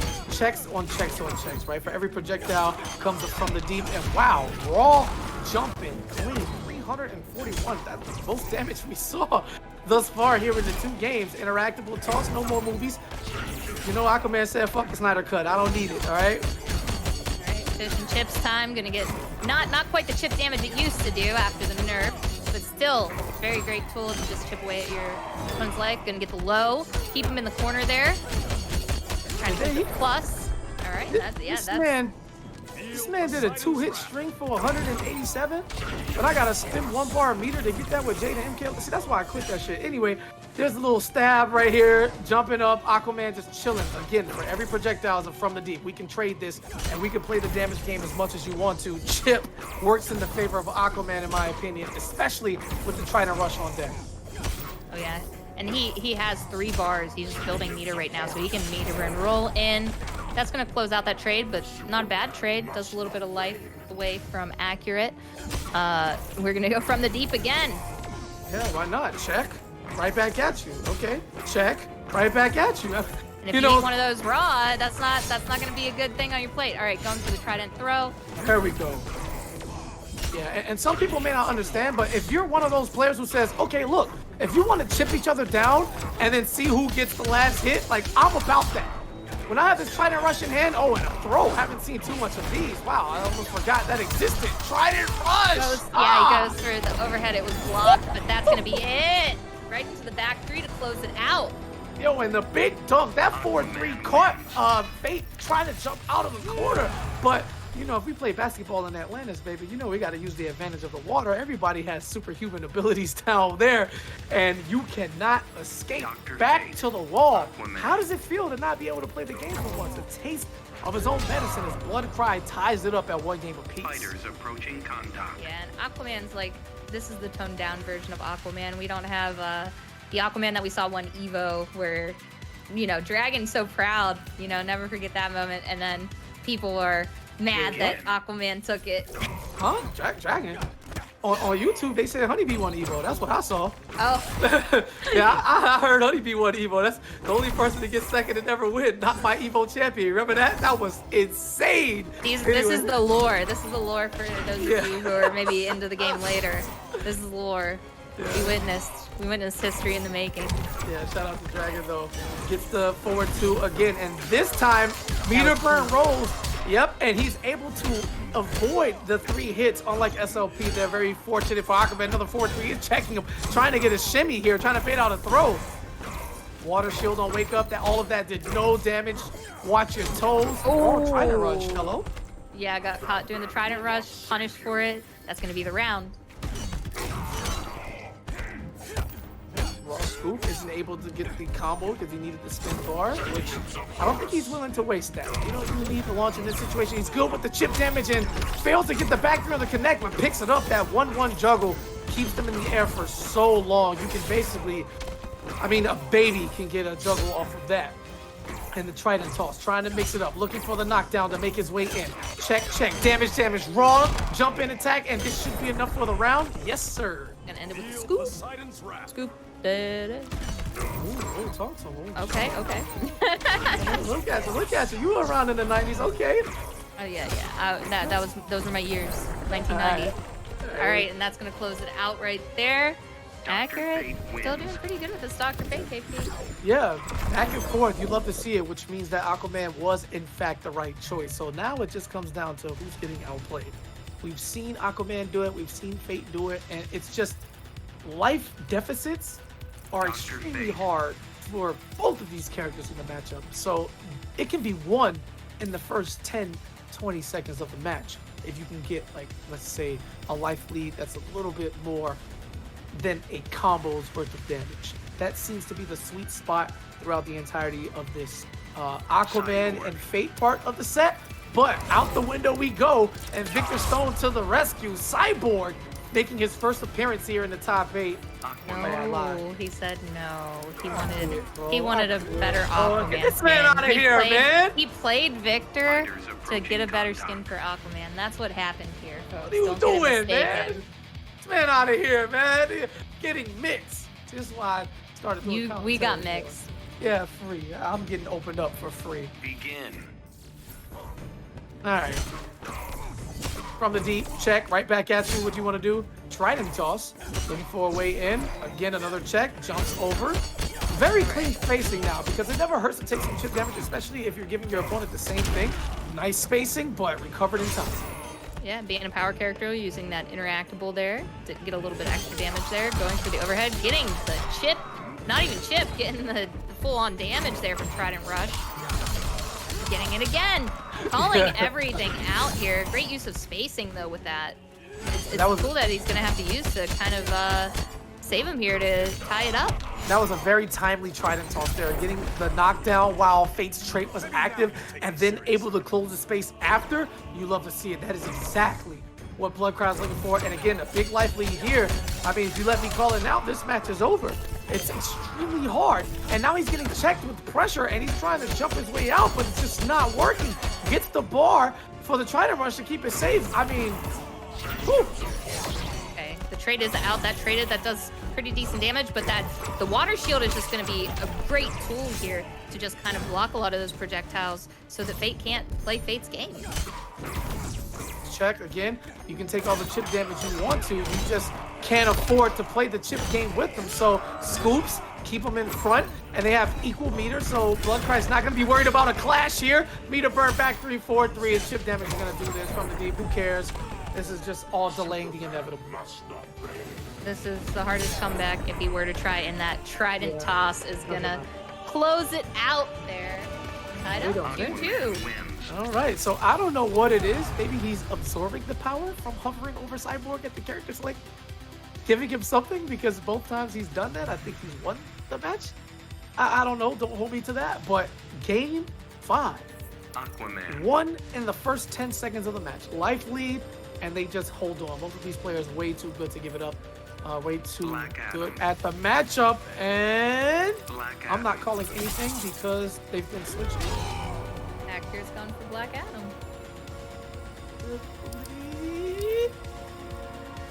And like commits. Fighters approaching. Where are we going? Brainiac's We're going to ship. Brainiac's ship. You know, it's just one of those things where you play a certain character and it's 2-2. You clearly have what it takes to win. Begin. Right? I don't think you need to switch, but if he feels more comfortable in this, why not? Yeah, I feel like if it's very dominant for Bloodcry, he's going to be kind of kicking himself in the rear for switching off of Dr. Fate, because Dr. Fate was still working very well, minus being caught in the corner, but he is in that corner position now. Black Adam does not have a good wake up, let's be real here. Has absolutely awful wake up. Okay, goes for the cancels with trait. Ooh, that could have been a punish there, but gets it down 2. Air escapes. Gonna get the pickup off that. Yeah, that could have been a bigger punish. This is really bad for Accurate thus far, but finds an opening. Gets the trait to come out as well. So the water shield not dealing with the cross up or not dive kick. Instead, the explosion, and back to full screen you go. Half of a health bar for the life lead here. Interactable's gone. Trait active. And yeah, Accurate getting the dive kick. Not ready. Air escape spends 2 bars, but that is good. I think that's good for Accurate. Has an opportunity here. Okay, keeping it safe there. Meter burning the lightning. But yeah, this is the time to clash. Get him off of you, reset the neutral a little bit. Spend that bar, get some health back. 15% may not seem like much, but it certainly is. Oh, it gets the raw black magic. Doesn't have the meter to burn it and get a continuation of the combo. Challenges with the down 1 jazz hands, and we are down to the final health bar for both competitors. Bloodcry does now have access to his clash. Meet up the classic. Oh, great with punish there. Tried to get the reset. It looks like there. It Great sucks push block. because he actually got the reset, but the trait saved him. Aquaman. Goes in for the dive kick, catches him. doing Trident Rush. Got great corner positioning, but that meter burn back 3. Yeah, and he knows the gap and attacks it. Saw a great offensive sequence there before because he tried to cut his combo short and reset with the 4-3. Bad juggle. Here's an opportunity overhead. Nice block. Going down to the wire. Run far for Black Adam. Oh, and spends it on the lightning. Gets the unblockable trade out for some free damage if he can get close enough. And I know what he's trying to do. He's trying to tip him out, but he goes. Oh my goodness! And it's gonna get it just at the very end. Very unfortunate situation there. He tried to use the invincibility on the wake up for the Jazz Hands, but because Trident Rush has so many hits so fast, it's easy to meaty in that situation on a wake up that is not fully invincible to begin with. So he had the right idea, but the execution was just off, and Blood Cry is gonna close the gates to Atlantis once again. No entry allowed. No visitors. I will not join you, Superman.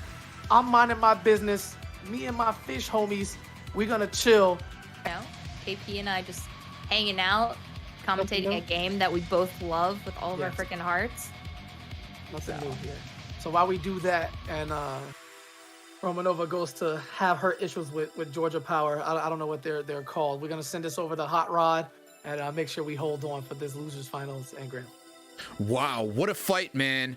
You know, I don't know much about the game, but I feel like grinding it now. I feel like day one release. Pick a top tier. Bro, what I'm seeing tonight, I'm loving all these characters, and I'm hearing a lot of feelings about each and every one of them, dude.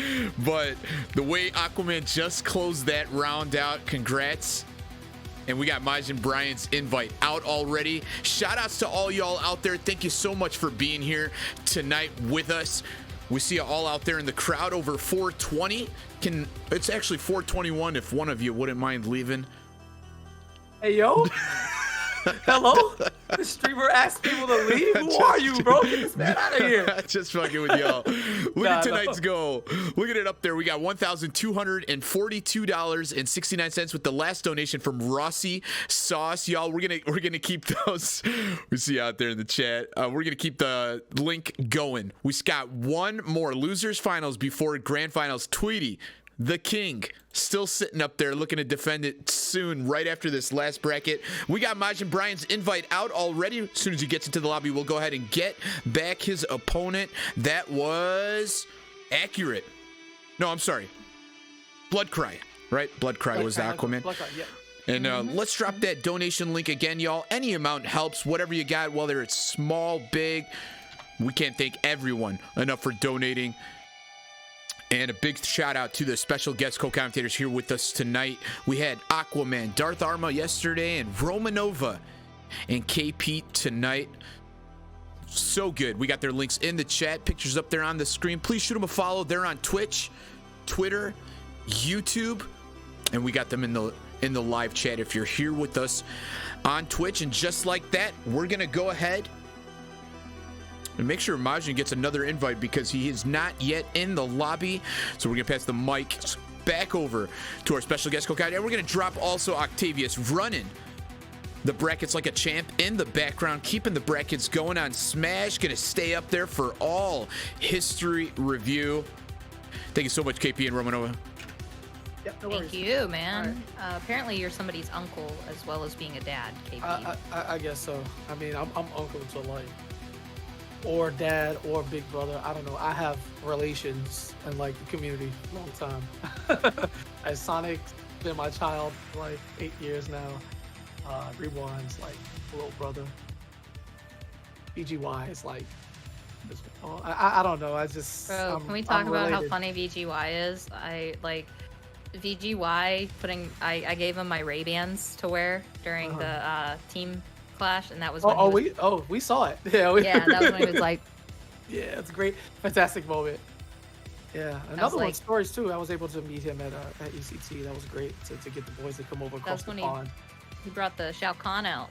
He did, and he was really bad. We were sitting in the hotel room, and he was like, "KP, I can't believe I flew here and I played Shao Kahn." And I was like, "Yeah, it's okay. You know, Sage is a monster, whatever." But he's like, "But I play Shao Kahn." He's great, and again, it's just more stories. I actually, my first time seeing you would be at I was spectator, obviously, 'cause I was at home. Fatal 8 for MKX. Do you have any special memories of that event? Wait, MKX. At the beginning, the launch, you cosplayed as Cassie. Oh, you mean no? That was MKX. Oh, sorry. ESL. Pro Series. Was it Yeah, Pro? ESL. It was, Yeah. Season 1 finals. There you go. I'm sorry. Yeah. Season 1 finals. So Yes. they the memories from that are crazy because it was like the first person's gameplay that I saw where I realized like, whoa, I'm a scrub. Like I'm actually not that good at this game. Like and learned that there's like a whole other side to fighting games that's competitive was watching Biohazard's match intensely when he was playing Ferrator. And I was just like, oh my god, this is so sick. Like I never knew there was this level. And I was just hooked after that. And then I went to Winter Brawl and 5 years later I'm still here. So, you people that are just new to it now, 5 years later, you'd still be here too. Yeah. It's a beautiful thing. KP's been here even longer. Like, Yeah. So what convinced you to come out for the first time? Because that's usually the hardest step for anybody, right? People watch these events and they see these tournaments like, damn, I wonder what that's like. And some people are like, yeah, I don't want to go. I'm just gonna go 0-2, or I don't know anybody, or blah blah blah blah blah. Like how do you take that first step to come out to compete any game? So for me, I didn't compete at my first one. That was after that. It was Biohazard convinced me to go to Winter Brawl. He was like, and I was like, whoa, this thing's only like 30 minutes from where I lived because I lived in Delaware at the time. And so I went up. I won the cosplay contest there, so that was cool. But yeah, but then it was a Combo Breaker that I competed for my first time. I was playing Melina back then. I didn't have my Sector yet. I didn't have Sector yet. I played Sector as soon as he came out, but that was another character that Costner taught me. But yeah, it was a lot of too just seeing that there weren't, we've grown so many with women in today's age of MK and the NRS scene, but back then there was like very few, and so like for me it inspired me. Even if I go 0-2 in this tournament, at least I'm like a woman putting myself out there, showing other girls that you can do this. Even if I'm not that great. So, it, that kind of stuff was inspiring, and that's what kind of kept me to it. And, just making friends. Combo Breaker was the one I think I made the most friends at, going to in my first year. So, yeah, great. So, you never know who's watching. Somebody's like, you know what? Maybe I can do that. I can take that trip now. And that's how you go, right? Because this was here long before I got here. It'll be here long after I'm gone. So, all I ever wanted to do is just bring more people into it. So that was my thing. Wow, there's actual other tryhards in this world who like want to be really good at this. I can't believe I found this. Well, just a quick announcement to everybody out there. Majin Brian, we sent you about 4 invites already. We're asking the crowd out there, almost 400, where you at? If somebody knows you, throwback necros, OGs in the scene. We got Bloodcry waiting patiently. We're in losers finals, right outside of grand finals. You made it this far. We know you're somewhere there, over there, somewhere here. But Majin, last loss was against Tweety in winners final, right outside grand final in the game 5. We just looking for him. If anybody knows where he's at, give him a shout out. Please call him, DM him. We're just waiting on him to get into the lobby. Yeah. No, definitely get a hold of him. And if there's anything I can say too is like, one thing, that people always ask, I'm sure you get it a lot, KP, is like, how do you guys get to like the level you are? Because like both you and I have done, not even just for NRS games, but for other games, we have done like world tours for them. Right. Like, you've outside of NRS stuff, you've done Soul Calibur. Outside of NRS, I've done Dragon Ball. And for us, like, it starts out doing so much on our own dime. Like we start out, we pay for all of our hotel rooms, we pay for our flights, we put together reels just to apply to get on like smaller events. And go ahead. I feel like you have good insight on this too. I mean, at the beginning I also definitely had help along the way. You know what I'm saying? I was blessed enough to have my scene, which is South Florida, and without newbie, some Cuban guy, Bud Low. I'm going back to MK9. This is like before I even met like everybody else. And we had Big D, then we met Gross a year later, and like all of us, if newbie was somewhere, he was like, all right, stand with me. Like if we needed to go somewhere, if I was short, oh shit, how much more you need? I got you. Like we were out here really grinding and just playing. And I went to CEO 2012. That was my first, tournament backyard, whatever. But I didn't go to something else until Winter Brawl 2013, and I had only went to 2 tournaments that year, that Winter Brawl and that CEO. And that's when I was like playing clans and stuff like that. And I'll never forget. So I always got to shout out the GOAT, Emperor Outworld, the GOAT. He actually sent me, he paid for my first flight to go international, out the state. And I went to Winter Brawl, and at that Winter Brawl, I met Sonic, Kerbo, Tyrant, Maxter, just everybody. It was an insane experience, and I just made a bunch of friends, got to see what it was like outside of Florida, and just so much, and I just kept going. So, without that first jump, it's like, okay, I really care about this shit. And this is the time when, there wasn't no pop bonuses and all that bullshit. Like, we used to get hyped. We'd be on TYM, and we'd be like, oh shit, James MK added a $200 pop bonus, so we gotta go. What the fuck? Only top 3 is getting paid, and we're definitely not getting top 3. Hello? Like, that shit is Rio, that shit is PL, that shit is CD Junior, that shit is like, a bunch of people. And I was just learning the game. Plus, I only play Katana, so all you had to do is pick Kenshi, and you just 9-1 my shit. So, oh man. There was that, or like Crimson Shadow, bro. Crimson Shadow added 150, so now the grand total for the pot is $400. Oh shit, yo, we gotta go. What? Like, to get smoked, right? To go get ninth and then get nothing, but have the weekends like of our lives as gamers, competitive, build those relationships. And it was just always about real life. I traveled to the world, and eventually I worked in the commentary and just earned that. And then now I've been out of the country on multiple occasions without having to spend $1 of my own money. It's great. You know what I'm saying? I officially was on the marketing team for this game. Like, that's insane. Like, you could never take that away from me. Like, I'm credited with that. Like, I was in every GameStop in America marketing this game. Shout out to Michelangelo. I hope you're doing well. He was there with me too. But I went from that to, it just came from the work of being dedicated, because I didn't know anybody. Like, I know people now, but we just had to work. Go to the events, build the scene, and as much as you put into this, as much as you can get out. That's just facts. That's what it is. And there's definitely enough for everybody in terms of growth and where you can go. You just gotta want it, man. That's it. Whether it's just beating, or if you want to be God level spectator and just come out, like, all of that is there. There's a lane for everybody. And if you really, really love this shit, you'll do it. Now, Outworld, I don't know what Hot Rod, I don't know what you want to do. Our man still ain't showing up. We just got word from King Gambler. He's talking to Majin Brian right now. Okay, cool. Because, we told stories. He lost internet too. I think it's storming like all over the country. We told we heard the stories. Those are some good stories.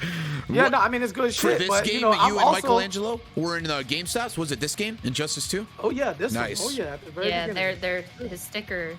You ain't see the stickers. Sticker. Yeah, you don't know about the stickers, bro. It's like a Let me know. Pog. I used to have one of those, and I had one of Toxin. And I would always carry the one of Toxin in my wallet and say, "This is my son." Yeah. This is my what's son. funny, right? My son Juanito. You've been mentioning him like all night. You know who has mine in his wallet? Costner. Yeah. Who's this Costner I keep hearing about? Hearing a lot of people. He's just one of the best people I've Arma ever talked met. about him a lot as well. Yeah, that's the old, the old Jersey crew. Is he out here in Twitch world? Is he out here competing, throwing down? Not much. Not really. Costner's an offline guy. He's the GOAT. But there's just a lot of people, I keep man. in my head. A lot of people. F online. This is because of Netplay. And I just hear. I can't do the really good Costner accent, but I think it was. Let's hear it. I think it might have been Mr. Aquaman that did it really well. If he wants to come into the Discord, just when we're killing time here, to just really quick do a Costner impression. He did one when we were on the bus going to the venue, when we were talking about how much we miss him. We were talking about how much we miss Costner on the bus to the We Play venue. So yeah, THT knows. He said Costner is blessed. It's a lot of things, man. Injustice has brought us some wonderful moments and some wonderful sequences and some wonderful players too. I remember sitting down at UFGT at the final one before Combo Breaker took over as the spiritual successor, and sitting next to Boone in the front row as we were watching the top 8, and we both shared the same favorite player in Injustice 1. Well, half, because my favorite player was Dag. Can't tell me nothing. But my second favorite player was Digit. Digit played Shazam. He was out of Texas. This is the only time he was really around, and it was some of the most exciting gameplay ever. Shazam was so hype. Please bring that character back and let him have some of the same design. I just, so many memories, so many moments. It's just great, man. People who played those characters, Dag was Zatanna, even Ducky, man. Ducky playing Raven, and nobody, well, there was like 2 or 3 Ravens, but it was just slow and methodical and annoying as fuck, and I loved it so much, and I made a lot of money betting on Ducky over the years, so that was good. Just so much, man. Revolver with Lex, just... Let's post the video in chat, yeah. KP. It's the one with all the drawings of all of you. Oh, it's sick. It's just, there's The so... OGs. Oh, so somebody said, I don't know if you want to do this, but specialists. DGAM47 said do some fun matches between KP and Roma. Oh God. Bro. It's up to y'all, Yeah, I man. don't wanna- I don't want to mess up the King of the Hill, but I or did you- one Yeah, let's time not. beat KP. Okay, let's I not. did All one right. time. You did, yeah. That was at We were in summertime. It was 3v3s. a team tournament. Yeah, that was a pretty bad weekend for me. But I had Brian fun is out playing there. it. He said DQ Yeah. me. We Yeah. Brian said Oh, DQ okay. me. Oh, no. All right, so he can't make it. No, I mean you got confirmation. Yeah. It's already been super generous Damn. with the time. Yeah. And a lot of people don't know. Like one thing I used to do was TO as well. So like, it's time. crack down on you. Yeah, get him out of here, bro. We got a tournament to run. You ever TO commentate and play in the same tournaments all year round for like 4 years? Nah, bro. He said DQ him. That's it. I hate to Just see keep it, it man. moving. Not going to lie, man. Hate to see it. Made a strong run this tournament. Super Yeah. strong. Damn. I'm sure he's not saying that like without reason. So, you know, it's unfortunate, but in the FGC in chapter 3, verse 4, it says, "We take those." And Blood Cry is gonna be exceptionally happy to take that as we move on to the grand finals. Put him in the second place money. Let's get Tweety back in here. Oh, see, Tweety already on the ball. He knows what time it Tweety's is. like, give me. He already wants to knows get what that time it is. money. Tweety's So ready let's for the get it. bread. Chat, sorry, we had to DQ Brian, Majin Brian, by his words. All right, for whatever reason, he can't make it. And you can't really hold up the tournament that much. We've been running very good on time, and Hot Rod is a generous dude, you know what I'm saying? But he's also still new to this. So he isn't tired of, like, these situations just yet. It'll come, trust me. You think so? I got ribeyes Oh, yeah. coming. I got Oh, yeah. ribeyes on the He way. said, he so said Oh, prepare. To Oh, get yeah, oh, sick yeah. of ready that for the shit. ribeyes. Yeah, it's coming. Fighters approaching But contact. grand finals, you know what I'm saying? Tweety on the winner's side. Blood Cry for all the gold. Legacy versus Necromancy. As I don't think Blood Cry stopped playing. Begin. Starfire, Black Adam, it's time. God, you know one thing I like about Injustice 2? It has more color, man. Oh yeah, Like- and you know we complained a lot too about the stages being dark, but you're right. You're right. Yeah, I mean they're still dark, you know, overall. They have that I don't know, I guess that WB like tone. But man, this is like a superhero game. Let's, you know, brighten this up. This is one of the stages I really enjoy the most because of the more color. You know, it's not as colorful as it can be, but it's definitely a step in the right direction. We had a delayed wake up there too. Getting a little bit more damage, but the scores are pretty even up, and that chip damage and getting the last hit of that trait from Whoa! Starfire is gonna be great. All right, how about a dive kick? No trade there. Temering in charge. We're not worried about it. Forward 2 versus forward 1. Tweety's going to get there first. Starfire with a little bit more range, and this is an evenly matched game thus far here in the early going of our grand final. Camera rating charge to close it out, and dive kick to close it out. We're even up here, folks. All right, both trades active, close to 2 bars a meter each, but Tweety's going to spin 1. Caught with the jazz hand, wake up, disco spin. Oh, and the good old NRS special with a jump normal, cancel it into a special to cover your ground. It looks like a free punish. Guess again, dive kick to the dome. Okay, Tweety taking his time, zoning here. Okay, uses the Tamarind charge. We see an air escape out of it. Dive kick? No! Second dive kick in that combo, but does get an opening. Feeling Tweety's gonna starstruck? flash. You're unworthy. Feeling starstruck? Oh. She likes mustard on her pizza, man. Oh my god. People can talk about hating pineapple on pizza all day, but I'll fight them about mustard on their pizza. I'll back you up on that. Disgusting. All right, Tweety playing the space game now with no more resources in terms of defensive. Now gets the jump back 3. Fantastic button, covering a lot of space below her feet. Does keep the extra bar. May use it for armor. Interactable escape, but instead gets dome clapped. Is this enough to kill? No, Tweety with the perfect air escape, but this is curtains. Wait a minute, he hits him out of the trade, but another opportunity, and wow, Blood Cry, a fantastically exciting game 1 as Tweety left the death toll on the ground twice. Still chokes it up at the end, and wow, I just... Game 1? Is this what we're doing? That's game 1, and that was a punish right at the end. I thought Tweety was gonna make that comeback just by an inch. Did not have enough left in that trait to just try and throw a projectile. Went for the Tamaranian charge. No meter to meter burn it. Shucks. Okay. Hey, whatever y'all doing, man, do it quick, because I'm old now and my heart can't take it. This man's a father now. He needs to survive this, all right? We got potentially 2 more games, but possibly 8 more games if we get...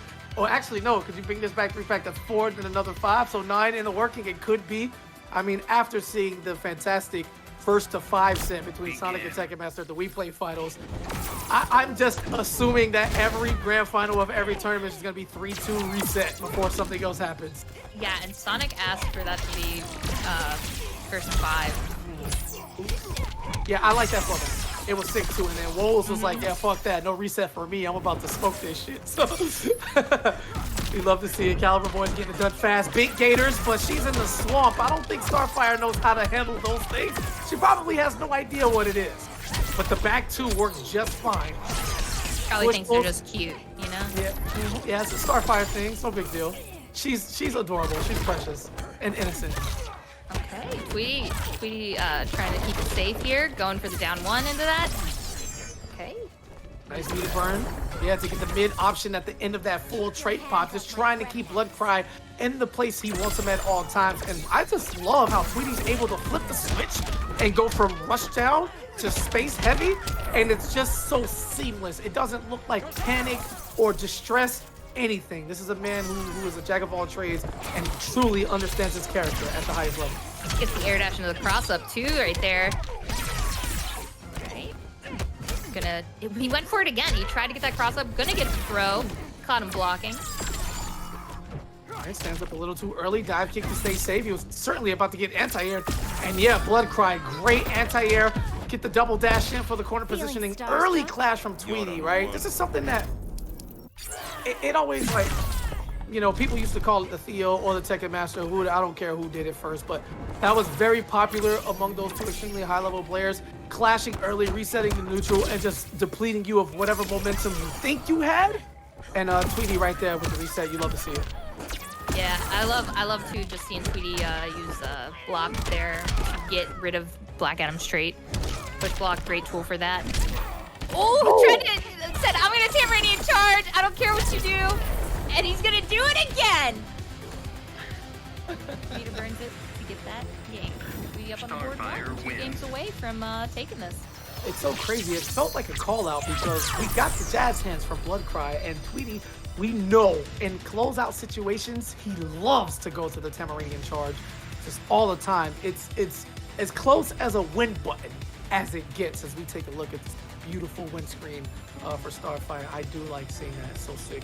But again, 1-to-1, back and forth. Tweety you talk about the story here. Tough path to top 8, gets in the top 8, cooks everybody immensely, and now in grand finals, right back where you started, working for it exceptionally hard. And Blood Cry definitely on his heels, tied up 1-to-1. However, he has to reset the bracket, so these next 2 games are gonna have infinite. Gotta put in the work. Yes, for him than they will for Tweety. Yeah. Tweety's just trying to get that paycheck, man. Yeah, shout out to level 1 boots right now. Has level 30 legendary gear, but level 1 on the boots. I respect it. Everything for the swag, baby. Now, one thing I saw that was interesting, Tweety started off the round, I think, going with the down 2, which I think her down 2 is actually one a lot of people don't like. Like, they're just not a fan of it. I think it's pretty bad. The laser eyes. Yep. All right, using the interactable. Tried to get the cross up there. Great push block there from Tweety. step. Ooh, just in range. Keeping it safe. Ooh, no punish on that dive kick. Not really sure that he had the reach right there. Tweety gonna get the jump 3 to close out the round. Minute. All right, just walking back in, just looking for that dive kick. Easy, healthy chip damage, and you just touched on that down 2 for Starfire not being one of the best. It doesn't really matter how early that was. It was definitely active enough, but it doesn't have a generous hitbox. Now, very polite punish there for Tweety as he just goes with the throw. Didn't have the meter for much more, so I do respect the option. But trying to interrupt's gonna eat that charge. Little hair flip, meter burn. It ain't nothing but a hair flip. Okay. All right. Oh, try to convert off of that jump 3. Just gonna close out the round here. 4-3. And yet another punish on the Starfire down 2 whiffing. I mean, I don't know if this is a missed input, but definitely not working for Tweety in any situation. Nice chase down punish on the charge, but doesn't get the follow-up combo. Instead, opts with double resets so that Tweety can't clash in the middle of this. I love the approach. Going for the throw and blood cry. Fantastic offensive options here. Tweety's gonna come up with that meter, interrupt, and this should be enough. Chip damage territory. Challenging that with the down 1. Genius right there. That was Starfire wins. Yeah, he's not gonna let him get him. Not going to let him get away with any fake block strings. Right, down 1 into hands can be interrupted. I think you need 6. I think a 7 frame limit will do it too.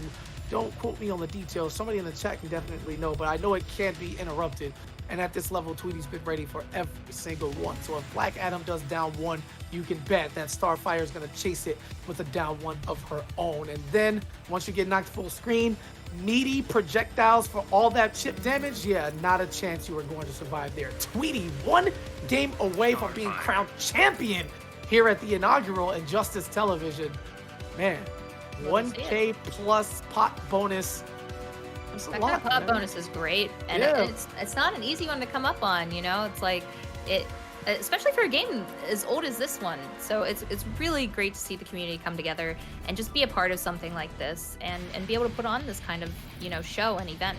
So shout outs to CGL and Injustice Television for coming together to do this. Yeah, for sure. You can run the game side by side. I promise you, man. Like, there are 2 different Fighters entities. There's approaching no the reason Joker's why you playground. have to choose one, right? We don't have any like real tours right now. You like play it, bro. Like, you know, So give us a Wii Play Injustice.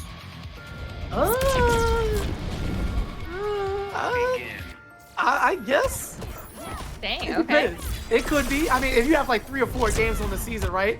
Because I would like a, quote unquote retro one. Give me like AI. Imagine Marvel vs. Capcom 2, but we won't get into that right now. Nah, yeah, Marvel 3, MKX, all that shit. Anyway, let's get back to here right now. Injustice 2 is what is happening live and in effect. And Black Adam, same thing. Yo, dash, bro, half screen, gets to stand 1. Easy combo, stomp. Yes. Love the dunk stomp. Great. Great call out there on the lightning from Tweety. Absolutely goes ahead and pays the price, spends 2 bars on that meter burn, back 3, cancel, 430 damage. And you love it too, right? The great thing about the great health bar is that your opponents don't have a clash, right? Sure, they can spend 2 bars of meter if they want to look to air escape, either up or back, but it's really not worth it. Losing the resources that early as a temporary in charge interrupts that frame trap. Just going to avoid it altogether. Dive kicks galore. It's just, you love it. You get everything, you blow it out, and you spend your red health bar to come back. All right, Clash is available for both as well, KP. So we still have some time. Tweety definitely got to try and keep it unclashable if he can. Oh, track dive kick in, and that wake up there is going to close it out. Tweety.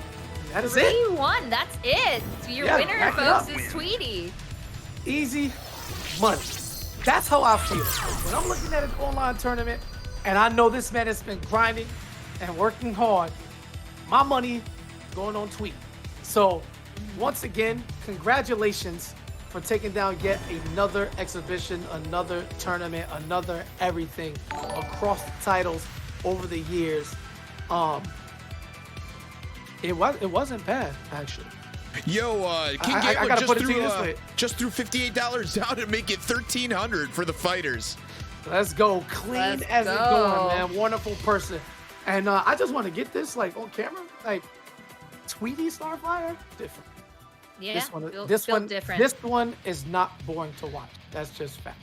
So I got to give you that on camera so you know where I'm coming from, Tweety. Your Starfire, clean. Everybody else, boring.